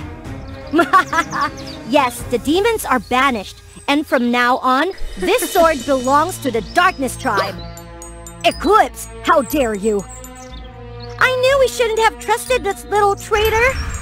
Give it back! Return the weapons to me! No! From now on, the Darkness Tribe will be the new truth! Oh! It's shattered! Eclipse was overwhelmed as the demon rose stronger than ever before, swiftly attacking the Castle of Light, crushing all hope and faith. Eclipse, holding the largest fragment of the sword, remained unaffected by the lightning bolts. Blaze! Marina! Are you satisfied now? The world will be engulfed in darkness as you wished. No! Sola! Eclipse then walked into the darkness, feeling lost and helpless. The light had vanished from her life, replaced by soulless creatures devoid of consciousness. For the first time in her life, she felt profound loneliness. She could no longer speak with others or laugh with anyone. Huh? The joyful memories of her childhood flooded her mind once again. The four of them, simply being together like innocent children, represented her happiest moments in life. In the depths of despair, a flicker of hope ignited within Eclipse's heart. She realized that the desire for domination was a mistake. Life couldn't be complete without love and compassion. This is the source of the demons. Give up! You've already lost! Who are you exactly? Why do you seek to bring calamity? I was born from the animosity between the 4 unicorn tribes. I've been accumulating power, growing stronger day by day. I want to plunge the world back into a void of despair, where there is no pain, no war, and everything returns to nothingness. Silence! I won't let you wreak havoc any longer! Eclipse made a final desperate move. Even if it meant sacrificing herself, she was determined to bring life back to the unicorn world. The demons were permanently defeated, but Eclipse disappeared, leaving only the fallen sword behind. I can't remember the last time I saw such a beautiful rainbow. Eclipse was nowhere to be found, and everyone believed she had sacrificed herself to vanquish the demons. Eclipse, where are you? It's all because of me that my daughter... I'm truly sorry, everyone. At that moment, Sola heard her friend's cries coming from the fallen sword. It turned out that Eclipse's soul was trapped within it.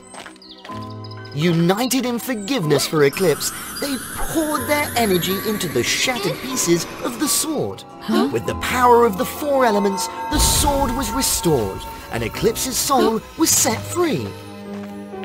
I was truly wrong. I'm sorry, everyone. I will do everything to make amends. From then on, the unicorn tribes no longer competed but lived happily together. They took turns guarding the legendary sword at a sacred shrine. They understood that only by accepting and supporting each other... Once upon a time, there was an era believed to be the golden age of pirates. Most of them shared a common goal. That was the One Piece treasure. Because there was a rumor that One Piece treasure was so grand that it could help its owner rule the world. The most famous pirate crew that time was known as the Straw Hat Pirates. The crew consisted of former infamous pirates who refused to bow to anyone, except for Gold Roger, their great captain. He had an only granddaughter named Nami. He wanted her to become strong so that one day she could take command of his ship. In contrast to his expectation, she was only interested in discovering the strange and mysterious creatures. One day, Gold Roger suddenly experienced a severe abdominal pain. Despite their efforts, the ship's conditions and the available medicine were not enough to cure him. Now, our only hope is to bring the captain to the mainland for treatment. Although very concerned about the ship, but he had no other choice, so he left Nami to take care of the ship during his absence. Just as he had thought, none of the crew members wanted to listen to Nami. They partied and indulged all day, refusing to train, even when she tried to advise them. Things kept going like that, and not a single crew member was sober enough to watch the ship. Even the helmsman was not an exception. Nami had to watch the ship herself while waiting for them to sober up.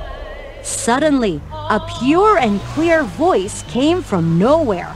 Having not enough time to understand what was happening, the ship suddenly changed course and entered a foggy area. It's not good. Is that the voice of Sea Witch? That species used their singing to enchant men and make them jump off the ship so they could drain their life force. Nami had no choice but to use ropes to bind them all together. When she had tied up all the crew members, the ship suddenly collided with an underwater rock.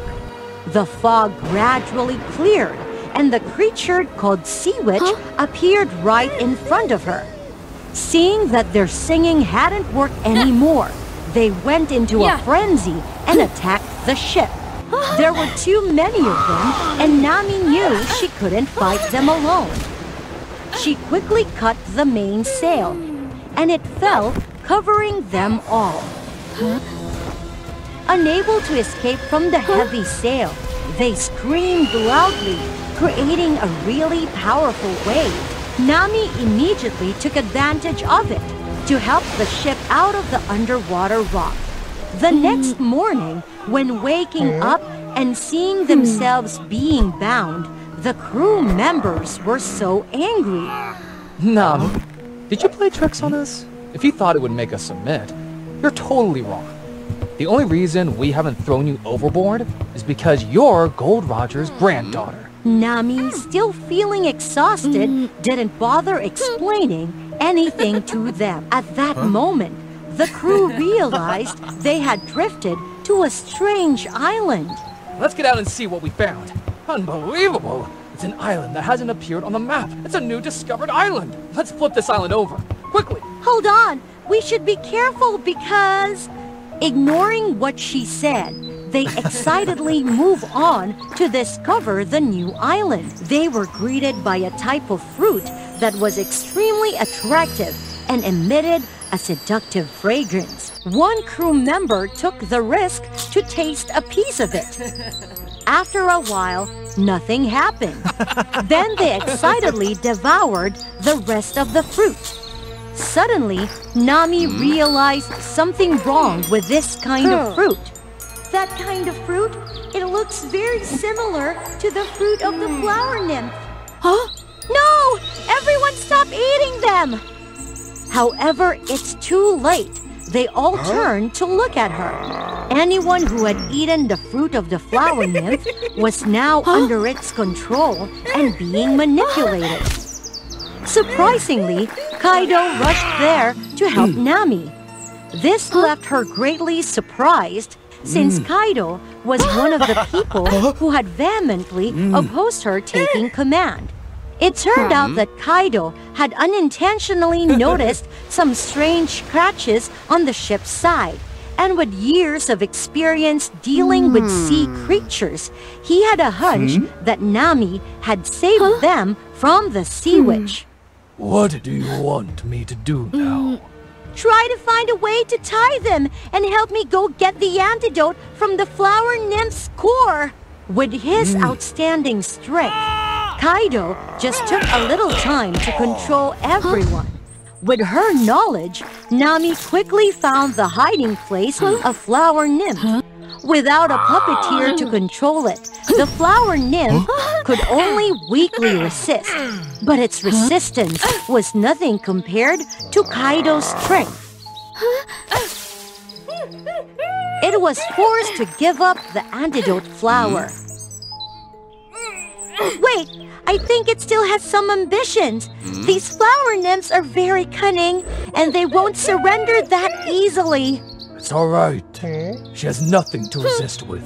Then Kaido went there to obtain the antidote from the flower's nymph. Unexpectedly, the flower nymph struck with a sharp thorn, poisoning Kaido. He was gradually soaked in the toxic substance and subsequently fell completely under the control of the flower nymph. Nami's strength was insignificant against Kaido, and she was helplessly thrown aside. At that moment, she could do nothing more. She then felt immense regret for not listening to Gold Roger's advice to train herself. And then she couldn't protect her crew members. Surprisingly, Kaido stopped attacking Nami. Where did you get this knife? Give it back to me! Speak quickly. What did you do to Gold Roger? You know my grandfather? You are truly his granddaughter? No wonder you reminded me of him. Did he come with you? He's currently cured on the mainland. What happened between you and my grandfather? Many years ago, when Gold Roger was still a young and energetic man, he had accidentally gotten lost to this mysterious island. At that time, the flower nymph was still very weak and was often bullied by other creatures. It's Gold Roger who had helped her survive, earning her deep gratitude. Afterward, he left and entrusted her with the responsibility to protect something he referred to as a treasure. Treasure? Can you take me there to see it? Of course, because you're his granddaughter. Nami was astonished with what she could see, because that's One Piece, the treasure that all pirates sought. He soon found the One Piece long ago, but why didn't he take it and continue to embark on dangerous adventures? Nami suddenly noticed an empty chest. It's strange. Why is this chest empty? Perhaps you will give me a clear explanation. Nami then took the antidote and left. Of course, she still kept the One Piece a secret from her crew members until she heard an explanation from her grandfather. However, after several days, Gold Roger didn't return to the ship, but sent her a letter. It turned out that his true purpose as a pirate was to lead those who didn't become ruthless pirates towards a better path. Moreover, he had to protect the One Piece because he knew that if it fell into the wrong hands, it would lead to countless fierce disputes. Along with the letter, he gave Nami a magical sea map. It was one of the most precious items related to One Piece. This was a magical map that could accurately display the location of any living being in the sea. Having this map meant being able to travel to any destination with ease. With this chart, Gold Roger entrusted the Straw Hat Pirates to Nami. After all she had been through, Nami was now ready to become a true captain. From then on, Nami became the first pirate queen on the seas, carrying on her grandfather's ideals. Persephone is the goddess of nature, the one who sows the seeds of life. And at the same time, she is also the queen of the underworld. Subscribe to the WOA Fairy Tales channel to find out why Persephone is our underworld queen.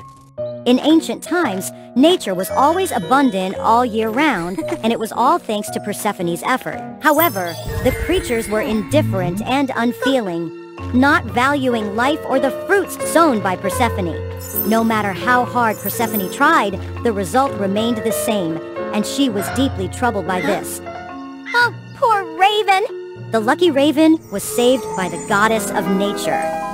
Why are you so infatuated? Fly away! A few days later, the raven returned, and Persephone couldn't believe that it was Hades, the king of the underworld. Since that day, he had a deep affection for Persephone. Persephone, come with me to the underworld. Be my queen. The goddess loathed Hades for constantly believing that he was undermining the results of her life-giving work. Never! I still have a mission. Life and loss cannot coexist. If I had known you were a raven, I wouldn't have... That's enough. He wanted Persephone at any cost and abducted her. Even though Hades promised many things like power and wealth. No, no, no! Release me, you wicked! Yes. Guard the door carefully.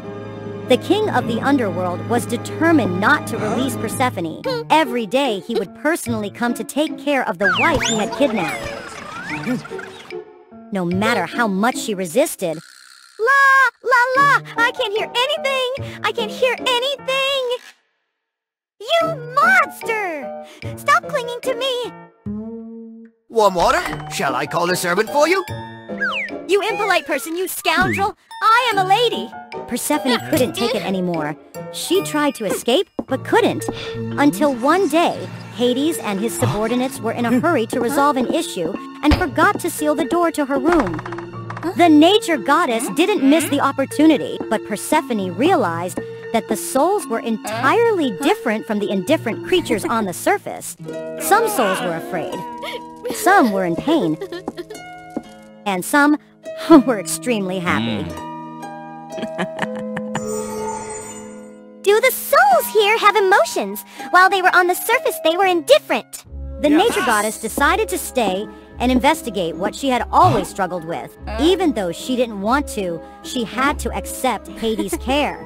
So, you agree to be my queen? Thanks to this, Persephone gained more power. She used the opportunity to travel all over the underworld to learn about the souls. You lied! The demons will torment you! You cannot escape! Why are you so cruel? Aren't these souls unjustly accused? They are always deceitful. To avoid guilt, I am never wrong. Next one! A cold, cruel person?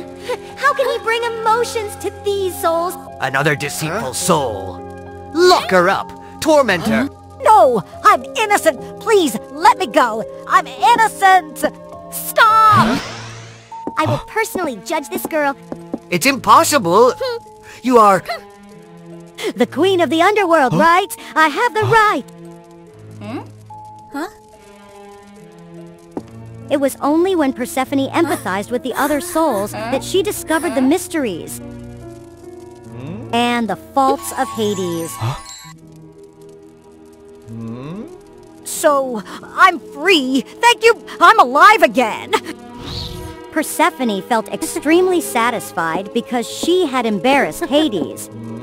But from that day on, Hades began to judge the souls in her way. Despite his terrifying appearance, it didn't suit the task. Persephone realized that Hades' gift of loss brought emotions to the souls. They were happy to be back from the realm of the dead. They were sad to leave life behind. They regretted things they hadn't done in life. So, both loss and life are necessary for people to have emotions, right? Persephone gradually understood the true nature of Hades. He always judged the souls fairly. That's why he started following her example. With the goddess of life guiding the souls became easier. Hades always took the time to listen to her opinions. I'm grateful to you, Persephone. Thanks to you, I won't make mistakes anymore. It had been a long time since someone recognized Persephone. I followed your advice. I built a paradise for good souls. If you miss home, you can come here. To ease your homesickness. Persephone realized that Hades had become much gentler, and it seemed like he respected her, never causing her harm. Hades, why do you have feeling for me? You have a strong life force, warmth, enthusiasm. Those are things I lack. Things I can't find in the underworld. Their love didn't last long because... My lord, we're in trouble, my lord. You rascal!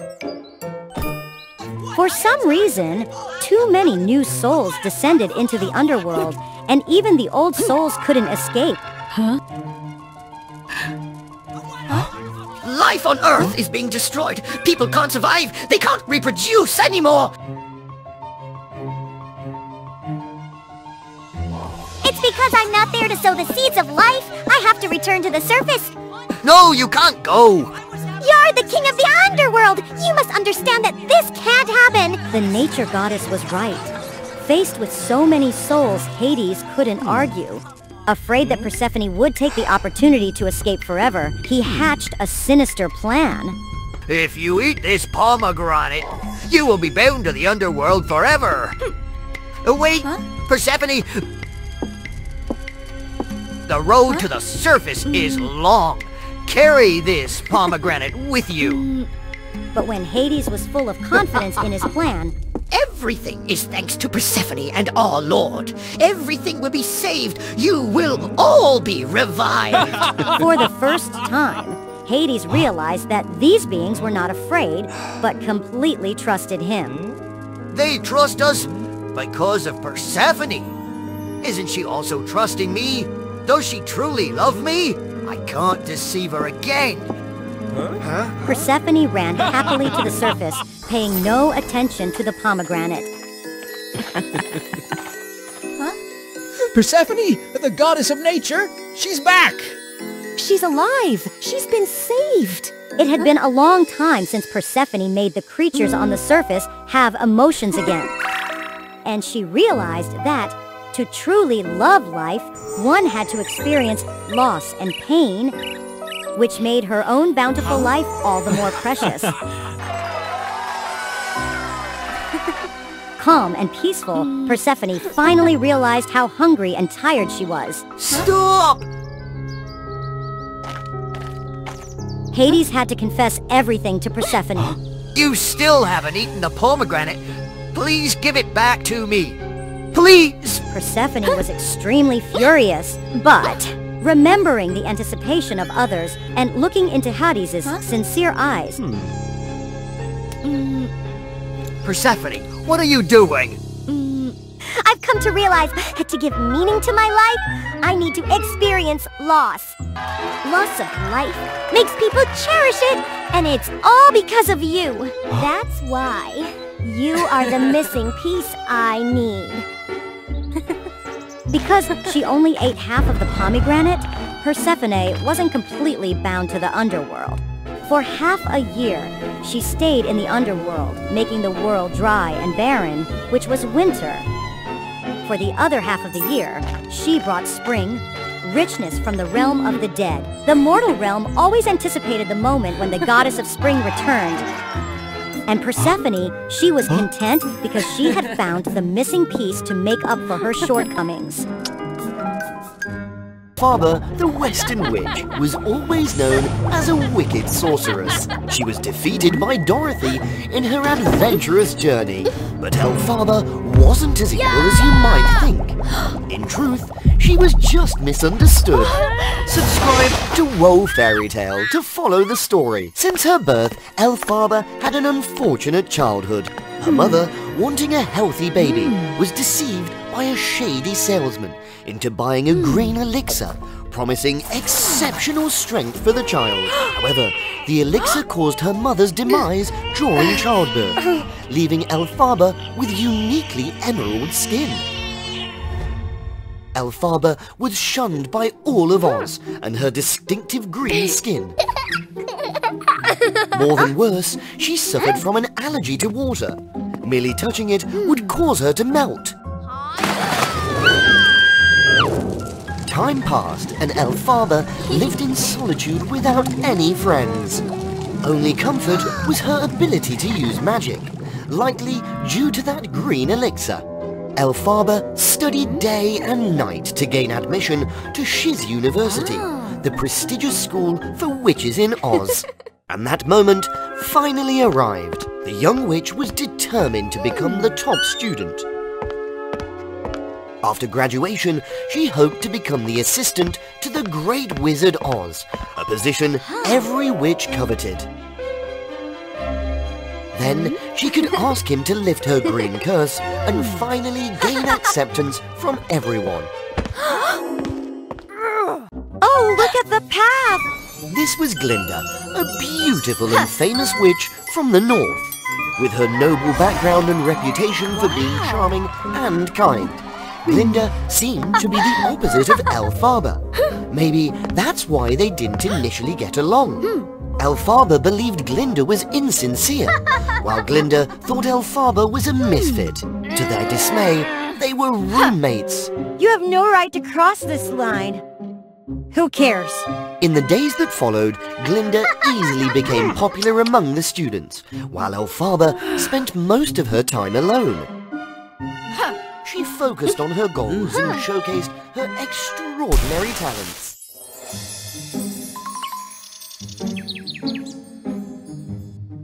Dear teacher, from now on, let's just follow this yellow path to reach the Emerald City. Well done, Elphaba. Keep excelling, and after you graduate, you'll be Oz's assistant.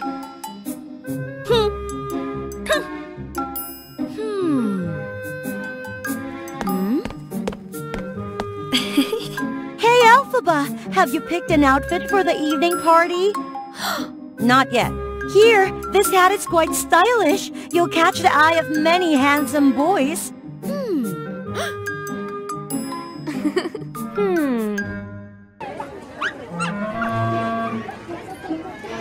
As predicted, at the party, everyone laughed at Elphaba, and no one wanted to dance with her.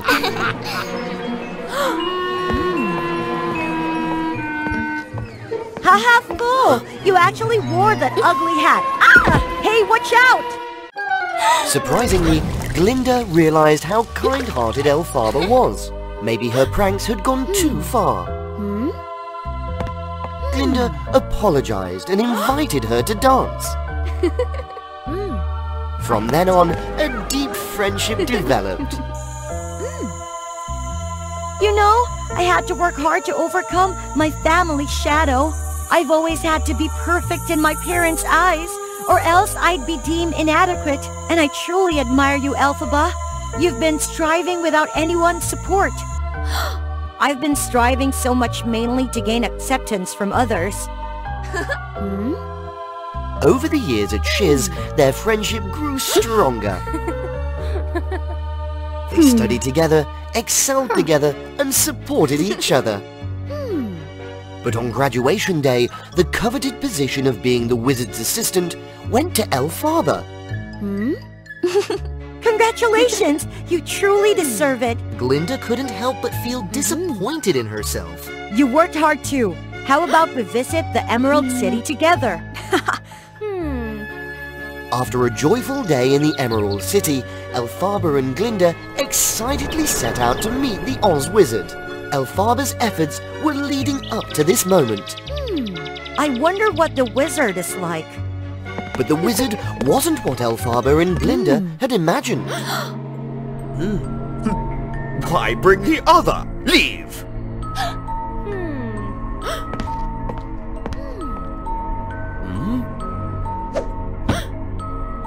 So, you're the best student from Shiz. Fine, I'll give you a test. Give this monkey wings.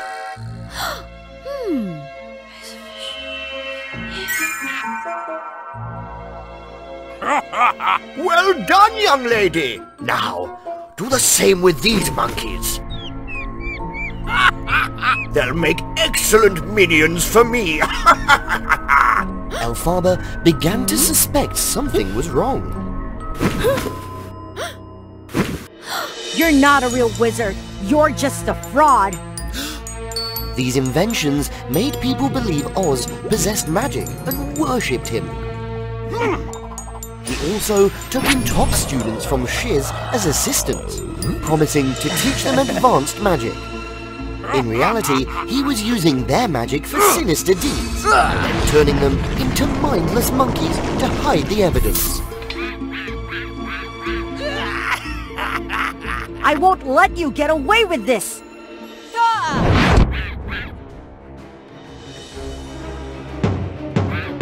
Guards, go get her! Things kept happening for a week, but Elphaba was nowhere to be found. To protect his secret, the wizard blamed Elphaba for the chaos, accusing her of trying to take over the world. Rumors of the wicked Western Witch spread. Elphaba, traitor! Unacceptable! Glinda confronted Oz, pledging to join his side to uncover the truth. Yes, the Good Witch of North! During this time, Dorothy, a girl who had been swept into Oz by a tornado, arrived. Follow the yellow path to see Oz and return home. However, Oz would only help Dorothy if she defeated Elphaba. Glinda and Dorothy followed Oz's lead to find Elphaba.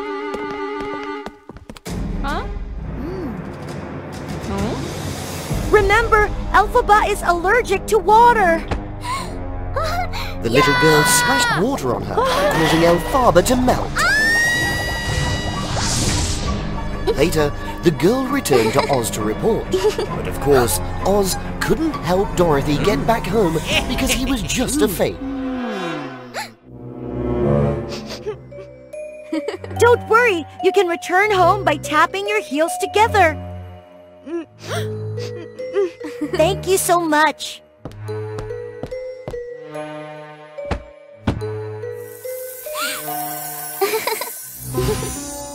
In the end, the people of Oz celebrated Elphaba's departure, without realizing everything had been part of Elphaba and Glinda's plan. You! Why are you still alive? Fool, did you really think I would betray Elphaba so easily? After escaping Oz, Elphaba's first stop was Glinda's. She received wholehearted trust from her friend.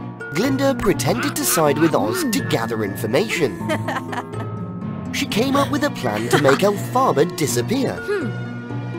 By creating an illusion of water, Elphaba performed a masterful melting act. In the midst of Oz's celebration, Elphaba secretly entered his study and uncovered evidence. For so long, he has deceived everyone. This is his invention that turns people into monkeys.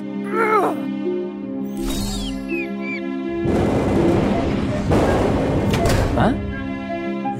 Isn't that the missing student from Shiz University? The crowd united in boycotting Oz and held him accountable for his actions. Elphaba received the sincerest apologies. Let's not rush to judge others based on false rumors. From that on, no one discriminated against Elphaba. Located high above the floating white clouds, there lived a beautiful place full of bright colors, which was the home of apprentice zodiacs. Each zodiac had their own responsibility, which was suitable with their ability. They were carefully selected and trained by the goddess Athena, the protector of the zodiacs. The last selected one was Sagittarius, a beautiful and dynamic princess. Princess Sagittarius was really excited while having a chance to enter a new land. Then she ran around and around. She made Virgo, a really neat and clean person, feel really irritated. With her carefree character, Sagittarius didn't mind about the irritating look that Virgo gave her. Virgo determined to teach Sagittarius a lesson for not letting her causing troubles anymore. He looked on a trap just for only her. After setting up everything, he triumphantly waited for Sagittarius to get trapped. Didn't have to wait for too long. Virgo saw Sagittarius appear right before that trap. She was bringing something. She carefully stepped by step. Suddenly, a dummy appeared, making her startled. The thing inside her hand also went flying high. Then it dropped into the ground, then broke. What are you doing? It's the Rainbow Ball, which will bring colors to Zodiac Land in the next 10 years! What? Why could you take the ball? I'm the one who has the responsibility of taking it. Wasn't that you didn't go there? I have been waiting for you for so long, and the goddess had urgent work to do, so I had to take it for you. Oh, because I took time to study about that trap to scare you, so I forgot that I had to welcome the goddess. If there's no ball, the Zodiac Land won't have any color at all. It's all your fault. Go to explain it to the goddess Athena yourself. Wait, isn't that you are the messenger? With your speed, it just took a little time to inform me. Why did you take others' responsibility without permission? All right, because I'm really interested in the rainbow ball, but I have no rights to approach it. So I took the chance to touch it. I didn't expect... So, it also has your fault here. What we have to do now? Only few hours left to the ceremony. If we don't have the new ball, Zodiac Land will lose all of its color. Everything will be boring without any energy. I can't live with it. Maybe we have to go find Goddess Athena and apologize, then ask for her help. But only a few hours left before the old rainbow ball run out of its energy. If we wait for Athena Goddess come to report, it will be too late. Then, do you have any better idea? Or we will go to Rainbow Land to ask the Rainbow Goddess for another ball? She is kind and gentle. She will accept it for sure.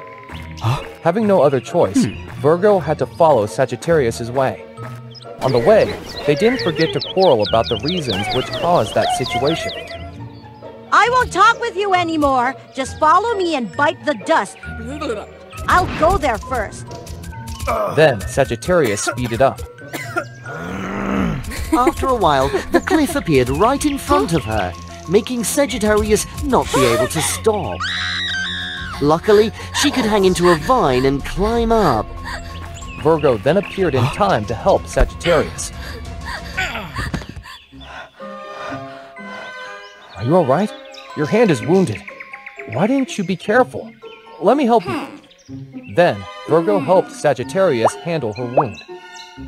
Virgo's meticulousness and kindness made Sagittarius look at him differently. When everything was done, they realized that the land in front of them is where they wanted to go, the Rainbow Land.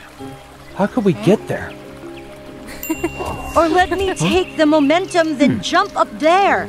Are you silly? With your ability, you will probably fall after reaching halfway. At that moment, Virgo noticed beyond the Rainbow Land, there was a waterfall which was continuously flowing down. I have a way! After a while of working, Virgo created a simple form of onegu. Alright, hold it here, then pull it hard. Along with the strength of Sagittarius, a large rock was shot straight into the waterfall. The water splashed out, and with the sunshine, it immediately created a rainbow crossing the cliff. Then, the two could finally reach the Rainbow Land safely, thinking that everything was alright. But when they went to find the Rainbow Goddess, they were informed that she had gone, and she only came back by the next morning. Maybe we should come back and apologize to Athena Goddess. It took us many efforts to get there. We won't come back with nothing. Are you sure? I'm sure. Later, I saw by my own eyes, a ball was brought here. I mean, is that okay when we steal that ball? Do you really want to save the Zodiac Land? After everything is done, we will come back here and apologize. Don't waste our time and quickly take it. I will watch out and distract them. Although knowing it was not right, Virgo still had to listen to Sagittarius to save the Zodiac Land. Seeing the ball in front of him, Virgo took all of his courage to take it down. However, as soon as he took it down, the whole palace suddenly shook. Realizing that there was someone who'd stolen the rainbow ball, everyone immediately went there to catch the thief. Virgo, quickly get on my back! Sagittarius quickly carried Virgo and ran away. When they were about to catch up, a dummy appeared and scared the guard keepers, making them startled and fall down. Indeed, it works! Turned out while waiting, Sagittarius simulated Virgo's prank just in case being caught. Incredible! Meanwhile, it took me nearly a day to make that dummy. You just need a few minutes. You're the genius of the prank, Sagittarius. You give me too much credit. Oh no, we have to be quick. The sunset is coming. Without the sunshine, the rainbow will disappear. Just believe me. Sagittarius used all of her power to rush away. Coming closer to the rainbow, Sagittarius not only did not stop, but also accelerated faster. No, no, no! What do you want to do? Sagittarius used all of her strength to run across the rainbow, which was fading away. The last sunshine also vanished, and the rainbow also disappeared accordingly. Sagittarius rushed higher, aiming at the beyond bank. However, she slipped as she nearly reached it, making the two fall out of the cliff. They were supposed to end up like that, but suddenly, a white cloud gently got their back. That was Rainbow Goddess. She could come back timely to save the two of them. Having no way to escape, the two had to apologize, then tell everything to the goddess. Do you know that you were all wrong? It's all my fault when forgetting the mission and causing all the troubles. Please don't blame Sagittarius. No, it's my fault when taking the other's mission and inciting Virgo to do the wrong things. But it's not important now, my goddess. Please help the zodiac not lose its colors. Then I will take all the responsibilities and punishment. Suddenly, the goddess laughed out loud, making them obscured. Indeed, I'm not good at being difficult. You all got your own faults, right? Athena knew all the things that you had done, but she wanted to teach you all a lesson. So I made it more difficult to you. All right, now follow me. The Rainbow Goddess led Sagittarius and Virgo to a small room. They were really astonished while seeing piles of rainbow balls inside. We have lots of balls like this, so it won't matter when a few of them is broken. However, maybe they look similar, but each one has different uses. I am the only one who can distinguish them. Here it is, the color-making ball. Quickly, bring it back in time for the ceremony. Receiving the ball, the two happily thanked the Rainbow Goddess, then quickly went back to Zodiac Land. The two brought it back just in time the ceremony started. Everyone had been waiting for so long. Under the permission of Athena, Sagittarius and Virgo honorably replaced the new color ball to its position, although everything was solved, but they also had to take a deserved punishment. After a short journey, both of them had the chance to understand more about each other and become more friendly. I think this is more a punishment for me, because you also like the cleaning works every day. Just a little work more. Just come back and get some rest. I can do it for you.